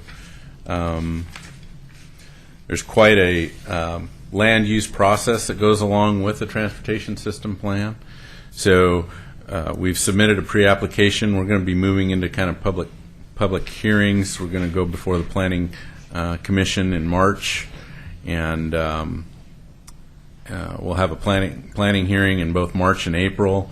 Then there'll be a joint Planning Commission, City Commission work session in April, and in May we'll have city commission hearings, and 2 more in June. So the transportation system plan, which is a significant amount of work that's already undergone, a lot of public involvement. I think we've talked about it at this group at least a couple times. That's moving forward into the next round, and like I said, the public hasn't necessarily seen it for several months. It seems like probably 2 or 3 months now. So it's a big document. There's I'm trying to remember the email. I opened up just volume 2, which is all the chapters that we'd worked through. That's about 300 pages, but the volume 1 is more of a summary. It talks about goals, and it's got a lot of the project lists in it. It's the document that most of you will be interested in, and it's not nearly that long. I think it's probably 50 pages. So take your time and look at that as to your heart's desire. McLaughlin Boulevard Phase 2 project, we had a meeting on today, and we're going to continue moving that project forward. Steve had a question. Oh, I'm sorry, Steve. Are there more neighborhoods that are going to be directly affected by the transportation issues? I would say every neighborhood is going to be affected by the transportation system plan. Affected, don't take that in a negative way. No. Positive Right. effect. But, it's like every you other doing project we have. presentations? I believe we've gone through most of the presentations. That's not to say that we can't, we're not, we're willing to get on your neighborhood agenda if you want us to talk about that transportation system plan. That might be a good idea for neighborhoods to look into. Yep. That's fine. You just let me know. What's in it for us, When. type of it. Right. That's true. Because there's a lot of good projects that are, I think they touch every neighborhood. Sorry to interrupt you, John. That's all right. Let's see, McLaughlin Boulevard, we talked a little bit about that. It's a good project. Just today's meeting, there was a small group of the working group that's been looking at that, and a lot of different thoughts and opinions. So I think they're trying their best to incorporate all those thoughts and opinions into that project. But funding is limited, so there are limitations to what we can do with that grant and that project. Still working on grant applications. It looks like Main Street made at least the recommendation for the Clackamas County body who oversees that to be on the 150% list. I think the last time I talked to you, there was like $300,000 worth of projects applied for and $64,000 to give away. So there's quite a filter that these projects are going to have to go through. But we recommended that the Main Street project, which is from 10th to 15th, out of our 2 that we submitted, we also submitted Malala between Beaver Creek Road and 213. We thought we'd have a better chance with that Malala project with some metro transportation funding, so we're going to apply for that grant as well. So we're also, along with all these other things that we're doing, we're still trying to pursue grants and see if we can't bring home some bacon. We're doing our sanitary sewer modeling and master plan update. So we've hired Brown and Caldwell. They've been under contract for quite some time to do that project. So they've collected all the field data. Now they're building a hydraulic model, a computerized hydraulic model to kind of look for where some of our bigger problems are with maybe capacity or high flows in wet weather. If you know much about sanitary sewer, you know when it's raining hard outside, our sanitary flows are really high. And sometimes over 10 times the amount of flow comes through our sewer system on a wet day as opposed to a dry day. So when we have those kinds of situations, hopefully not our whole system is like that. Hopefully just, we'll find small areas that are like that. So this master plan kind of helps us through flow monitoring and field data gathering, figure out where those high flows are coming from, and then where in that system, once those high flows kind of all collect, which portions of our system are bottlenecks and going to overflow. And once we have all that data, then they kind of like all of our other long-range plans, like the transportation system plan or the water master plan, there's a recommendation on what we should do about it and a recommendation about what that might cost. So that's in the works right now. I will say this, unlike the transportation system plan, sewer master plans don't get nearly the public interest. People just don't care what's under, well, I shouldn't say that. People do care what's underground, but they're less attentive to it, and it's not like a, what kind of boulevard do you build? How do we, it's not as publicly, there's not as much public involvement that goes into that. My sense is there will be some, and we haven't kind of laid out that public involvement plan. But John, and for everyone's attention, we had a sewer pipe get replaced in Kenema this last week that was between 3rd and 4th Avenue, but down a very steep deal. You know where the old staircase comes up, right parallel to it. And they went and it was a 6-inch pipe, and they upgraded it to an 8-inch. And they did it by actually sucking a brand new pipe right up where the old one was, breaking it, kind of fracturing the old pipe as they brought it up through from bottom to the top with pulleys and all of this hydraulics and a little pounding and stuff like this. But it was absolutely amazing because they didn't just dug up a little bit at both ends, didn't break up hardly any of the street or anything like this. And it just literally pulled a new 8-inch pipe right up underground all the way up, and it was slick as could be. And I looked at the process. I talked to the people, how they calculate it, cost per square foot, all of the add-ons and these things and what they're doing. And it really was impressive. John, thank you for you and for getting it done. But we had a we had a problem, and it was not. It needed to be corrected. That was an interesting problem. We had a blockage in that line, and then but after we figured out what that blockage was all about, we actually found out that the water was exfiltrating. Usually it goes in. In this case, it was going out through the cracks in the pipe and things. So, yeah, we needed to get on that one. That was an emergency repair. So Paul stayed there. So Paul stayed there all day and supervised. Paul was there to do everything that he usually does. Yes. As a neighborhood person, not CIC though. What's his boots and shirt? My job was to I keep could go the there, pipe but I'll get in full. trouble. We're still sitting through meetings with Oregon Passenger Rail, and I don't know if any of you made the open house. That was a little over 2 or 3 weeks ago. But they're continuing to look hard at Oregon City for additional passenger rail. Barkley Hills Pump Station, if you're in the Barkley Hills neighborhood, I forget who's in the Barkley Hills. They're not here tonight, so we're working on we've got an existing pump station there, needs improvements. We're working on that. Expect to see that constructed probably next budget year, but we're working through the design phase. Our pavement maintenance utility fee for roadway construction projects, well underway. We're looking at the design. We're following our plan to add those projects. Pearl Street is another one that we're going to add a retaining wall, get a little bit of width there. We're not going to rebuild Pearl Street to the, it's still going to be steep, but it will be repaved and there'll be a new wall there a little bit wider. Water main replacement project this year, the contract was on Claremont, and we think will be Claremont from Berta all the way to Lynn. And we're going to try to see if we can stretch our dollars far enough to make that happen. We're about completed our in-house water main projects on Brighton. That's been a long haul. We've been pretty much up on the slope up there up by Ogden and Brighton for over a year now. So we're going to be happy to get that one completed. Signal upgrades for those Glen Oak and Highway 213.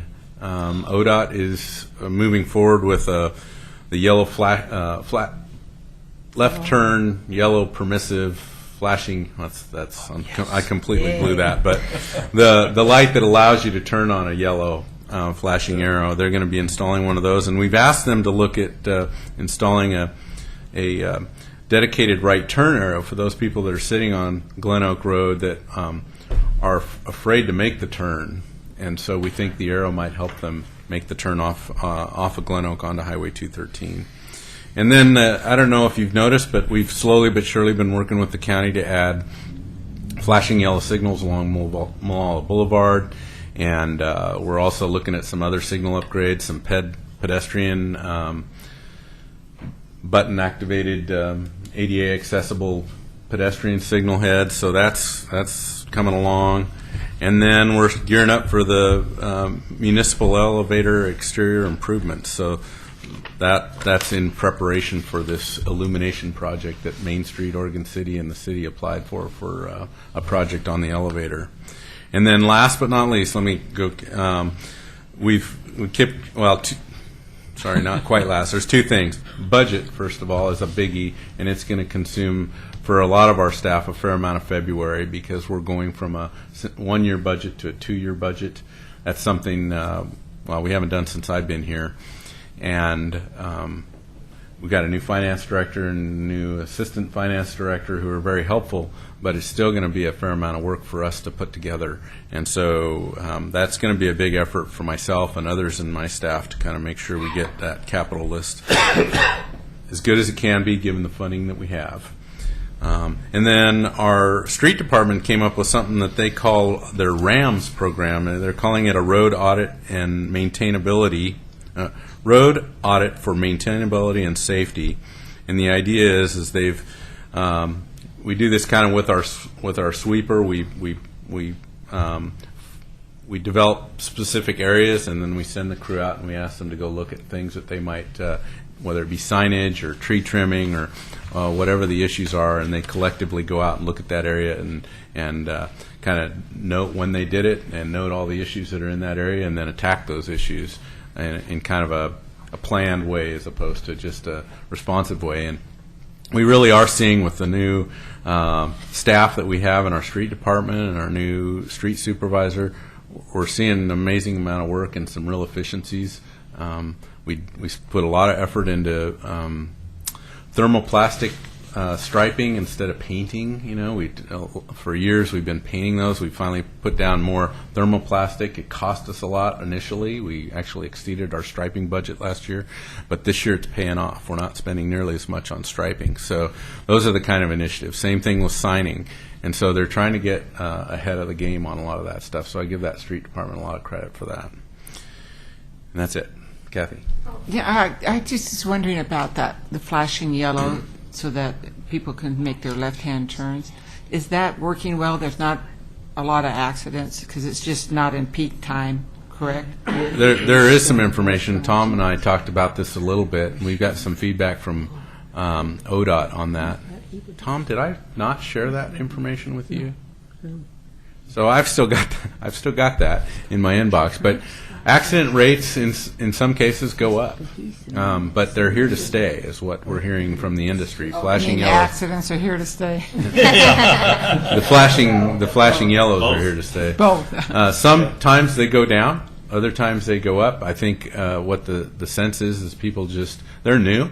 So just like a roundabout, you tend to see problems with those. Just like we've struggled with the jug handle project, people got to get used to them. So they're here to stay. Tom, they don't have signage that they're willing to approve in the state of Oregon. So I've asked that question, and whether it be through Clackamas County or ODOT, the consensus is that signage that's available in some states they're not looking at, or at least they haven't approved it in this state. Okay. From a public safety standpoint, we then need to do a better job using our sources such as Trail News to educate the public as to how they are to handle those intersections that are so equipped. That's a great idea, Tom. Yeah, caution. I thought those were all over the state. Okay. So if that's it, let's move right into committee report. Does the Land Use Committee have anything to report? I'm sorry? Oh. Damon, please proceed. John, I'm not sure whether this is our territory or ODOT's, but I had a couple of friends come and cross the West Lynn Bridge, and they said, You know, Westland Bridge. The, you know. Oh, was Oregon City Bridge. That was the Oregon Oh, City damn it. Bridge. No, they were leaving Westland, so it's the Westland Bridge. They were crossing the Arch Bridge because the other side, I guess, the 205 also is Westland. Anyway, they were coming into Oregon City, and they did not see the no left-hand turn sign because it's on the other side of the street. Yeah. So whether that's ODOT's or whether we could even just, on the signal lights, move the sign there. But I've had 3 different people say, first off, it's a whole new intersection. They grew up with it being one way. Yeah. And now the sign that says they can't turn where they expect to turn is not there. So, well, but they don't. Now they're seeing two-way traffic. They don't know. Is it a regular intersection? So. sign says straight or right. Doesn't give them options for left. We had 4 people go left there. It's hilarious. Yeah. So I'm just saying that it's just on the wrong side of the street. If we could move it over or put it on the signal. Did you want to comment on that too, Well, Steve? I was following an Oregon City police car across the bridge. He turned left right there. What was he doing in Westland? What was he doing in Westland? He was lost. Finding a pizza because he didn't like the one here. I don't know. Did get a request. I mean, this issue's been, it's not new. It's something that we're hearing about. But a couple things I'd like to say to that, because I'm sticking to my story here. That is an ODOT signal. Okay, we did get approval from ODOT to put the sign that we have there that says no left turn. The state wouldn't put it on the mast arm, and for the right reason. Really, that sign, if it's going to go in place, should go on the left-hand side of the signal, and there's no mast arm there. It's just too short. It's a short mast arm. So there's a signal head right on the end of that mast arm, and the sign really should go on that side of that. So if it were there, if it were to be placed there, we're having some confusion, but we don't think it's necessarily unsafe. The city, at one point in time, and we actually advocated to allow that movement to happen. Okay, but the state didn't like that idea because it was going to back up traffic on the bridge. So we as a, well, I guess the other piece to this is, I don't know how many of you remember that that approach into Oregon City before they did the bridge project, but it was like plastered with "please don't come to Oregon City" kind of signage. Do not enter. Don't do this. It was. I have pictures of it. There was probably 6 or 7 signs that pretty much said, "This is not a place for you to come." It wasn't very inviting from a signage perspective. So we've talked about this a fair amount and feel like while it's lightly signed, it's appropriately signed. And the only other thing we're talking about adding is maybe one more legend that has the same look as the sign that's there, which is a through. So a legend is on the pavement. So an arrow that would show the through or the left turn arrow, as opposed to those things that say, "Don't do this." It's kind of like, do you tell your kid no all the time, or do you enforce the positive stuff? So that's our approach on that. To your But knowledge, I can see Alice. there's conversation that needs to Alice. John, the real problem, and I don't know if there's anything to be done about it, but the real problem I see is from Main Street taking a right turn onto the bridge. It is so tight. I've been there at the light when a big 4x4 pickup came and wanted to make that turn. And because the curb is so high, it's really hard for them to do it. And so the only solution I can think of would be to make that a softer curb that they could actually maybe just kind of angled it, but that would detract from the look of the bridge. So I'm really not advocating for that.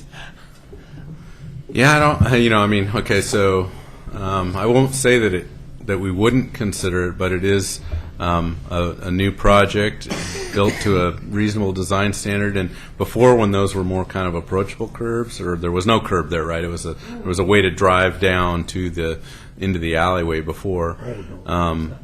Pedestrians were, not as comfortable as they are now. But you're right. In order to maneuver through there, the driver needs to use more caution, and TriMet's not running buses on it, so you don't have that size vehicle usually. So.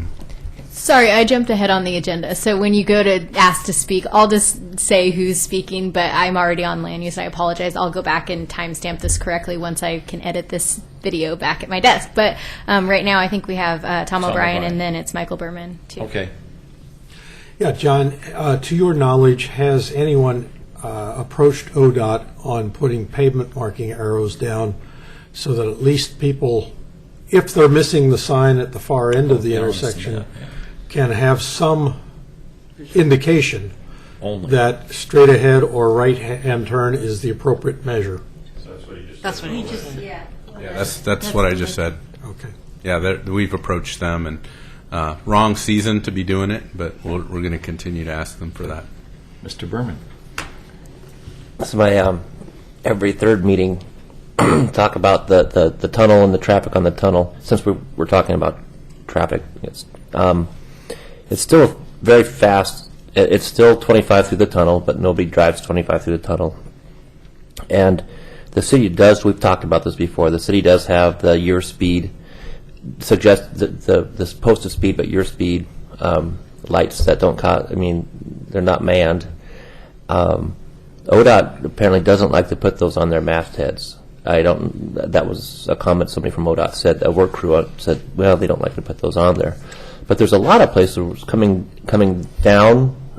There's a yellow light on the tunnel. There's a spot where it could say 25, and then the speed really doesn't change again until it gets to 30, way around by the Elks.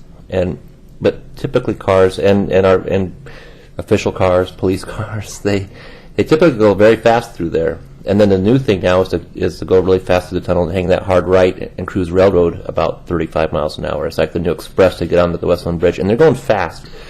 And so if I had a couple suggestions, one might be to even put the speed bumps that are like the 20-mile-an-hour speed bumps. They're real gradual on railroad. If we could please get a police trailer to put I had somebody comment. One of the officers said, "Well, it's kind of a hard spot to post up on, but it really isn't." I think even if they put a trailer where the Dr. Anderson's, where one of the cars came and hit the natural gas pipe, there's a little alcove where they could even put one there, maybe. And coming around, heading towards Canby, there's that whole spot by the paper mill parking lot. But that corner particularly, it's a 25-mile-an-hour zone, and I say that for safety because my neighbor's building got crashed into. I've seen car wrecks happen quite frequently. They're not huge car wrecks, so I don't think they get press, but there's a lot of little car wrecks there. And frankly, for me, it's about commerce. If people could slow down and they didn't have a semi, and they thought, well, maybe I'll take a right and see what Oregon City looks like, they might be able to slow down enough to turn right and cruise Main Street. So it's a tough one because I know that you don't have a lot of, the ODOT has their own agendas, but I like to bring it up at least every other meeting or so. Yeah, I've heard, it hasn't gone unnoticed. My thought was if we could at least talk, ODOT may not install it, but we use our speed signs. We've got several portable ones that we move from place to place to place, and my thought was right there near the eye doctor's office where it got hit. Maybe that could become one of the locations on a rotation, and we just add that in and leave it there for a while. Those things aren't always effective after long periods of time of being in one place. So that was my first thought, was just check with ODOT, see if they'd have a problem with that, and if they don't, then we'll get it in. Cool. No, this time I thought it was 55 through there. Actually, just before we move back to land use, a compliment. I'm not sure if it's to the city, to the county, the state, but during this freezing weather we've had recently, I know a lot of us are in hilly areas, and we've really appreciated up Holcomb and coming down around the corners to see those prior to a frost. It's really been great to see all that all the way up Holcomb like that. I'm sure you've done it in other parts of the city, but great job on providing that. We've had some cold weather. Thank you. That's, again, that street department that's kind of getting pretty aggressive with various initiatives. That's one of them. So, yeah, they got a good weather forecaster that keeps them just ahead of the frost. Well, it was really welcomed. Okay. Okay. report. Brief, just real brief. When I get a land use application from the downtown area, I go through every one of them and I respond to them and get them into the city. And if I see anything that would require additional information being passed on, I'll pass it on. But so far, everything has been basically acceptable. So why just sign off and release and let it go? But if anybody has any opinions that or would like to see more detail of it, I'll pass it on to anybody. Okay. One idea on the land use committee, Paul, is that some of the people that were on the land use, I believe William was on there, I think I was on there, but you might bring that up at the next meeting to appoint some new members. Actually, I was going to address that if you don't mind. You guys actually had talked about this at the last meeting. So you had asked me to find out the previous land use committee members were Paul Edgar, Tom Guile, Bruce Danielson, Larry Hanlon, William Gifford.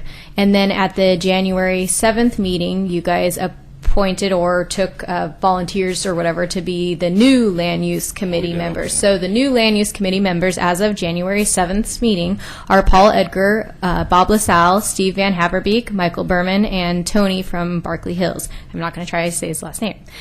And then sorry, one more thing I'm just going to lump in here because we're already talking about it. You also asked for the project advisory, the one that was the meeting right before ours tonight. So the McLaughlin Boulevard Phase 2 Enhancement Project volunteers from the CIC originally were Alice Watts, Steve Van Haverbeek, Paul Edgar, Michael Berman, Bruce Danielson, Larry Hanlon, and Walter White. Bruce Danielson, Larry Hanlon, and Walter White are no longer with us, but we do still have 4 members from the CIC attending those meetings. Is there a need to take more volunteers? I think that's a pretty good representation, and then anybody is welcome to attend those at any time. No longer with us means no longer with the CIC. Sorry. Yes, I apologize if that was mistaken. Bruce will be glad to hear that. Okay, let's quickly, with that, anything else on the land use? That's it. Okay, let's quickly move into a fairly brief roundtable, and let's begin right here. Roundtable. Nothing for me. Neither of you? Nothing? I'll let her do the talking. I don't have anything. I'm just here kind of learning. Okay. All that complaining you did to me the other day. That brief report was brought to you by... Well, you have a meeting coming up. Yes. When is it? This coming Thursday, the 7th, February 7th. February 7th. And someone from the Parks and Recs is going to be speaking about... Scott Archer. Okay, you're going to be speaking about the Rivercrest Road. I'm not sure from where, but for South the End concept plan. concept plan, yes. Okay. And you both know that by next month to get Katie some... They have. They have already? Yeah. Terrific. Yeah. Good. Okay, and then moving on to mine, I personally from the city don't have anything to add, but Amber Holbeck from the Chamber was unable to stick with us through the rest of the meeting, so she's asked me to report on a couple of things for her. They had a successful annual awards dinner on Saturday the 26th, and then the State of the City's address and luncheon. Mayor Neely's third address is Friday, February 22nd at the Pacific Crest Grand Ballroom, third floor of the Elks Lodge. That will be February 22nd at 11:30. And you can go to www.oregoncity.org to register.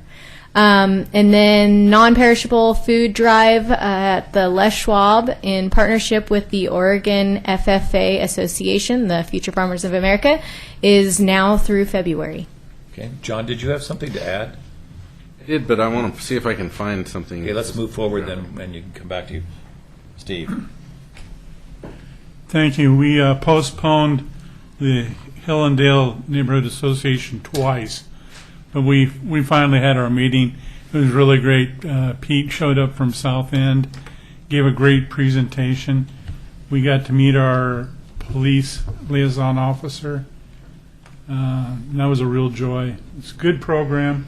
My commendation to the police department for setting this up. This really increases our chances of communicating with the people that protect us, and good two-way conversation. Tomorrow evening is our steering committee, and it's at Mazatlan. Yeehaw! Yeah, show up. Anybody can show up. Thank you, Tom. Thank you, Steve. I have a question and a communication. Because you'll all be gone by the time that the nominating committee meets, I was sitting here thinking about this. We need to clarify before the committee meets. I'm not sure if it's in the bylaws or it could be in the operations, but will there be a procedure for anybody in the representatives here to nominate somebody into the nominating committee to say we'd like to nominate that person, so it's not just left up to the nominating committee? And they could do that via email to you or something. We'd like to nominate that, because I presume that once you come up with nominations, that you'll bring them here for seconds. Will have to be verified also, Tom. Right. But what I'm saying is that we should not eliminate anybody here from suggesting someone to you. No, in the bylaws, Yeah. it can be taken from the floor also. Right, but by the time you have your presentation ready for us in March, throwing another name in might throw it off, so I'm suggesting that maybe they can send a nomination to you via email for this nominating committee. How about You can do all of the above.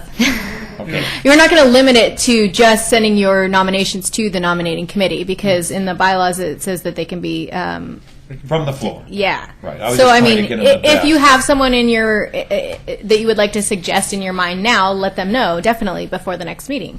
Okay, just wanted to clarify that. In communications, just wanted to let you all know, besides here in Oregon City, I'm on the Gresham Art Committee for the City of Gresham, and I'm their curator for the next month's show. It starts next Tuesday, and I'm their MC. Their City Hall, if you've never been to Gresham, is quite vast. They have a whole outer area where they change the art every 2 months, and they encourage people from Oregon City, from anybody in Clackamas County. We've even had some from Newport to come in and present their photographs, their watercolors, scarves, sculptures, anything.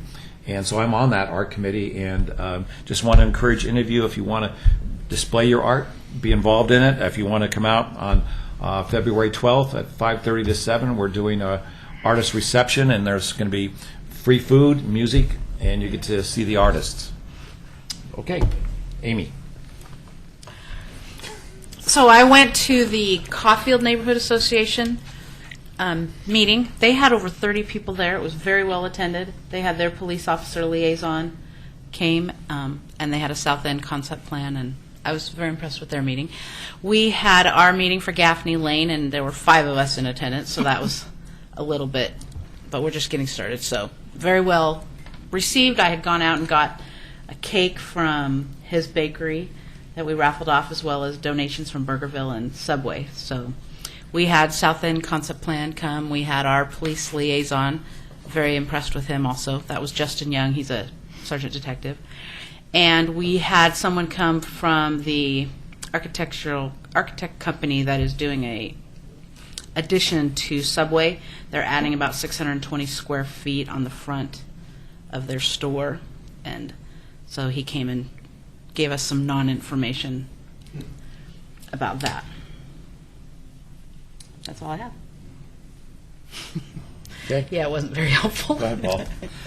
Kenema had its neighborhood association meeting, and we too had South End concept plan presented, and had Denise McGriff come in and support it, and a lady from that's doing the transportation side too. That's also the Clackamas County Transportation Advisory person.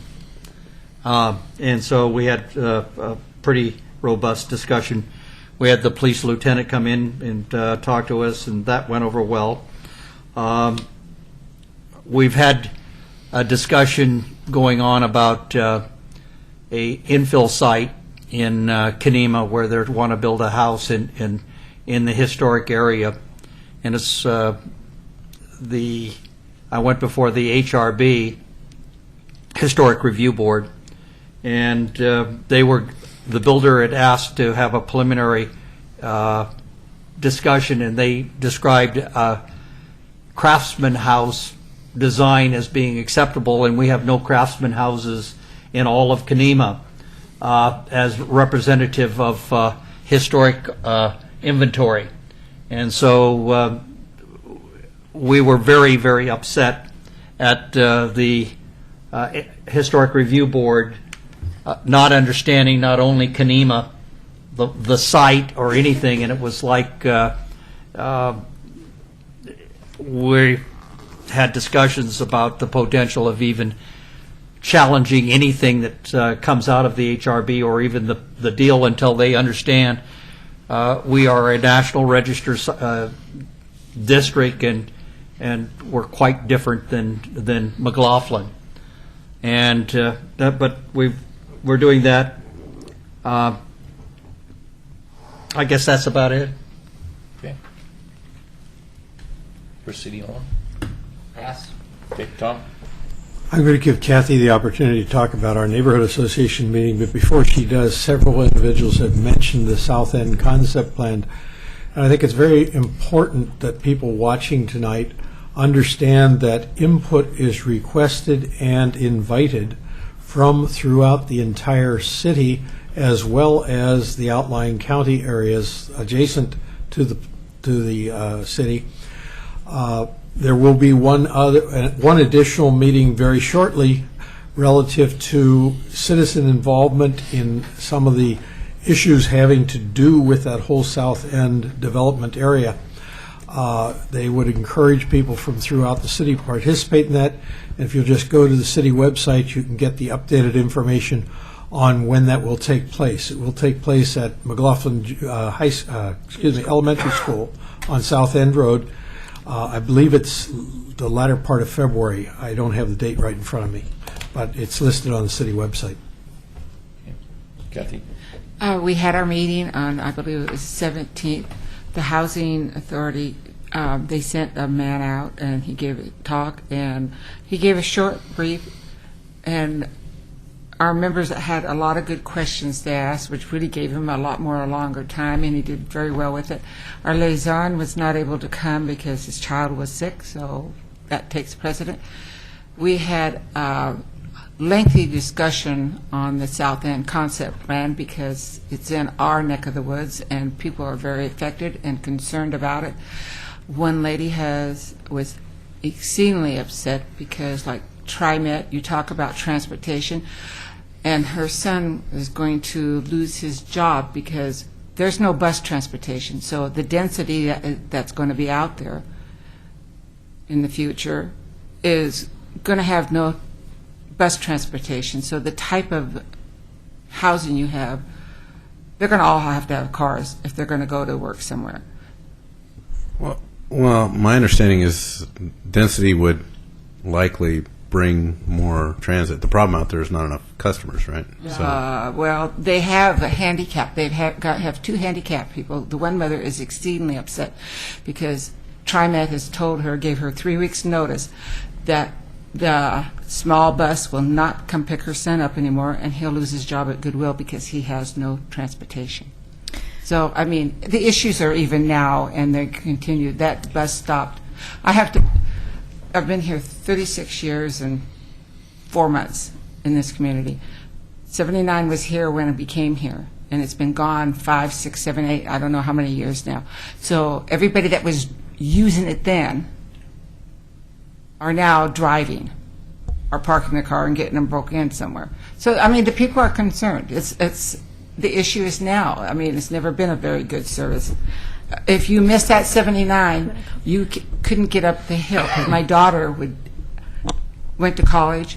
She could get up to the end of the bus stop down over the hill by Arts Cafe or whatever, or she could get up to by Danielson's, and she would jog home with me on a bicycle to get her home because we didn't have 2 cars at the time. So it has been really lousy for young people going to school and whatnot. So some of the residents are worried about the density and will it really come, because you've got South End going on to 99 in both directions, and they are not the best of roads, the curves, and so they're worried about that. It was a real big discussion and concern, and I think most of the people there would like their voices heard, because they're the ones that are going to have to live with it. Katie. I just want to say that a couple things. Some of the concerns have been heard, and I think there's some missing facts in some of the things that you've mentioned. But just so everybody knows, there is a meeting currently scheduled with Yeah, TriMet and to that's discuss some of these topics. Well, we had Carol Pauley come, which was really wonderful. So she got to hear this. He's going to be in that meeting. Yes, I Yeah. know. That's what I wasn't finished, because Yeah. I knew. It was really wonderful that she came and she heard this mother that is worried about her son losing a job. I spoke to that mother as well. Okay, Yeah. And it was a very productive. We had about 15, 16 people. So Tom is doing a great job getting people. Then he left me. But it was a good meeting. We had a great meeting. And I think our next meeting will be in April. Okay. Moving right along, Steve. Park Place Neighborhood, next meeting is February 25th. It's our general meeting. We had our January steering committee meeting where we came up with our slate of candidates for office for next year. So, Bob 25th or accepted the 25th or the 21st? February 25th. Okay, sorry, thanks. 21st is a Thursday. Okay, so I knew that there was a mix-up because of a President's Day or something. Yes. Yeah. Okay. Alrighty. And I'd like to thank our history committee for getting the signs finally posted for our Barlow Road. It's wonderful to see when I was walking down the hill going to see Ray yesterday. So, What, Steve, if you haven't seen them, they're about 5 feet tall and they're about that big, and the history, I mean, they're really great. It's really neat to see them along Holcomb Road. You know, I drove there today, Steve, and I kept looking. I've only seen 2. Is there I've more? seen 3. Yeah, are they hiding somewhere? I don't know that the other 3 have been Or put not up yet. Because they're usually around the bus stops, is what I've noticed. Okay. They Yeah, really look great. One of them is just opposite the fire station on Longview. Yeah, I saw that one. One's at the bus stop. Swan or that area down that way. Yeah, so there's 2 of them with pictures and one of them that's just a history. It's great. We've been looking for those for a long time. Okay, Ingrid. South End Neighborhood, is that on? Yes. It's on. It was on. Okay, South End Neighborhood had their meeting on the 17th.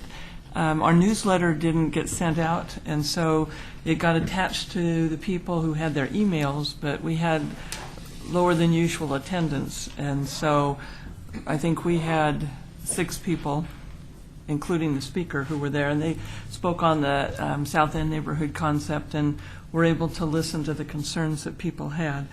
And transportation was one thing, but they said that the transportation plan for Oregon City includes 3 lanes on South End Road. And so I know I need to look into that to find out where they're going to come up with an extra lane in the parts where the houses come right up to the edges. But anyway, our next meeting is going to be in March on the 3rd Thursday, and it's at the Methodist Church on South End Road, and everyone's welcome. Ingrid, did the newsletter not go out due to timing and deadlines? No, it was my fault. Okay, just wondering. It might be because we have some new representatives. It might be good to give them a deadline, like I do with the Oregon Lion newspaper I work for. They give us a deadline at least 2 weeks in advance of when it's needed to make sure we get it. But Yeah, just for the new people. The sooner the better. If you could give 2 weeks, a lot of people can't give 2 weeks notice. They just don't have the information, or it's not. They haven't, gotten the just guest crams you to speakers. get and it in stuff. at the last minute. I try to do the best. I totally spaced this one and missed it, and I apologize. But she did a good job of emailing So. people who she had the email address to. So if you're listening and you want information, if you would call the... It's on your website as well. It's on the website. Yes. And you could add your email address Yeah, so that and they can... on our website you can add it as well. Right, so You that add you your can get email. that information. Yeah, definitely. Thank In you. any neighborhood, every single one of you have to add your email address to your neighborhood webpage. If you go to your the orcity.org and the neighborhood association or neighborhoods, and then each individual neighborhood association page on the bottom, there's a link to add your email address to receive any kind of notices or updates to that neighborhood. And for the comfort of those watching, those email addresses are not used any other ways Right. other than for the neighborhood. Right. Katie, I brought that up in an email to David and to Wyatt, saying that we should send out in a water bill a notification to improve our ability to get to ask or request the citizens to provide email addresses. We need to be more activistic or more of an activist role of getting this, because the cost of mailing is going up like crazy, and for us, and the more we can do electronically, the smarter we're going to be in and out years. And that was my whole appeal, is whatever we can do in the future to improve our ability to collectively get email addresses for all the citizenry so that we can notify them better, the better off we are. I agree, but I also disagree. The only reason I want to say this is because I think when I first came on, I met with Tom, Larry, and William, and we sat in the room right behind here, and we had a huge discussion about mailings and our website and emails and email addresses and all of that. And I was all for, why are we even sending out postcards? Why are we even sending out newsletters? Why are we mailing all of this stuff? And they reminded me that I'm kind of a different generation than a lot of people. And the more forms of communication, the better. We don't want to, say, oh, we're only going to do email. We don't want to restrict people. We want to blast it out every which direction that you can. So yes, we want to encourage everyone to sign up for email, but we don't want to say we're only going to send everything by email. I agree. I think some of the things that came out of that meeting was there's a lot of elderly folks and people low income who don't have computers and access to email, so that's why we said we should continue to send those.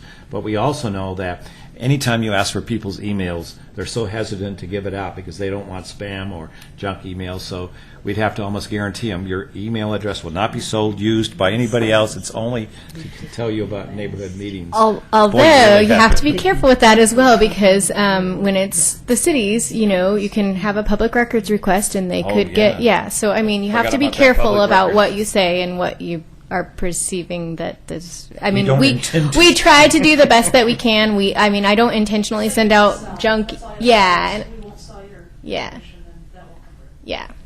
and I don't intentionally send out junk emails. But it's a good intention to get their emails. And I think we tried it in Park Place and several other neighborhoods, but people just don't want to give out their emails for things where they're not comfortable yet. They get enough email as it is. Okay, where were we? Alice. Oh, David, did you have anything, David, before we move forward? Do you have anything? No. Okay. Alice. Well, I reported on our January last meeting, because we met the week before. So I will just share that this month is our steering committee, and it's this Thursday night at 7 at the fire station. And then our March meeting, which is a general meeting, will be the first Thursday in March, which is the 7th at 7 at the fire station. I don't know who our presenters will be yet. Mr. Robert. I don't have anything. Okay. Terry, anything? Do you have anything to add to go to the order? Uh-oh. Turn it off. How about a good night song? Good night, sweetheart. Well, it's time to go. All right, just let you know, we had that 2020 event. We made almost $8,000 for the 1190 KX Kids Fund. Thanks again, Steve Anderson, for being a part of helping out that as well. And it was great to have Paul Lindman come and be able to see that Oregon City's got a great Pioneer Center and community center. I think stuff. the mic went out. You might have to. Sorry. Yeah, it goes out at 9:30. I think I blew it out. But also on a sad note, if you knew Mike McCarroll, he did pass away, and he was such an incredible person, owner of Minuteman Press and big community pillar, part of Oregon City Lions Club. So I just want you to put him in his prayers. He passed away. So if you want to know any more about it, you can ask me afterwards. Okay. That was unexpected. Yeah.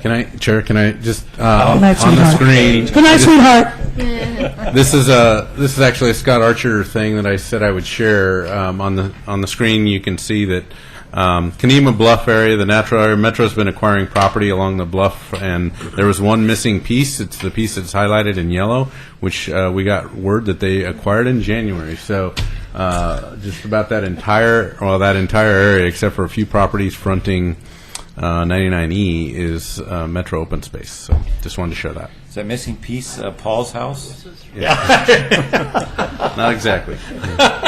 Okay, with that, the meeting is closed, adjourned. Okay, but we're gonna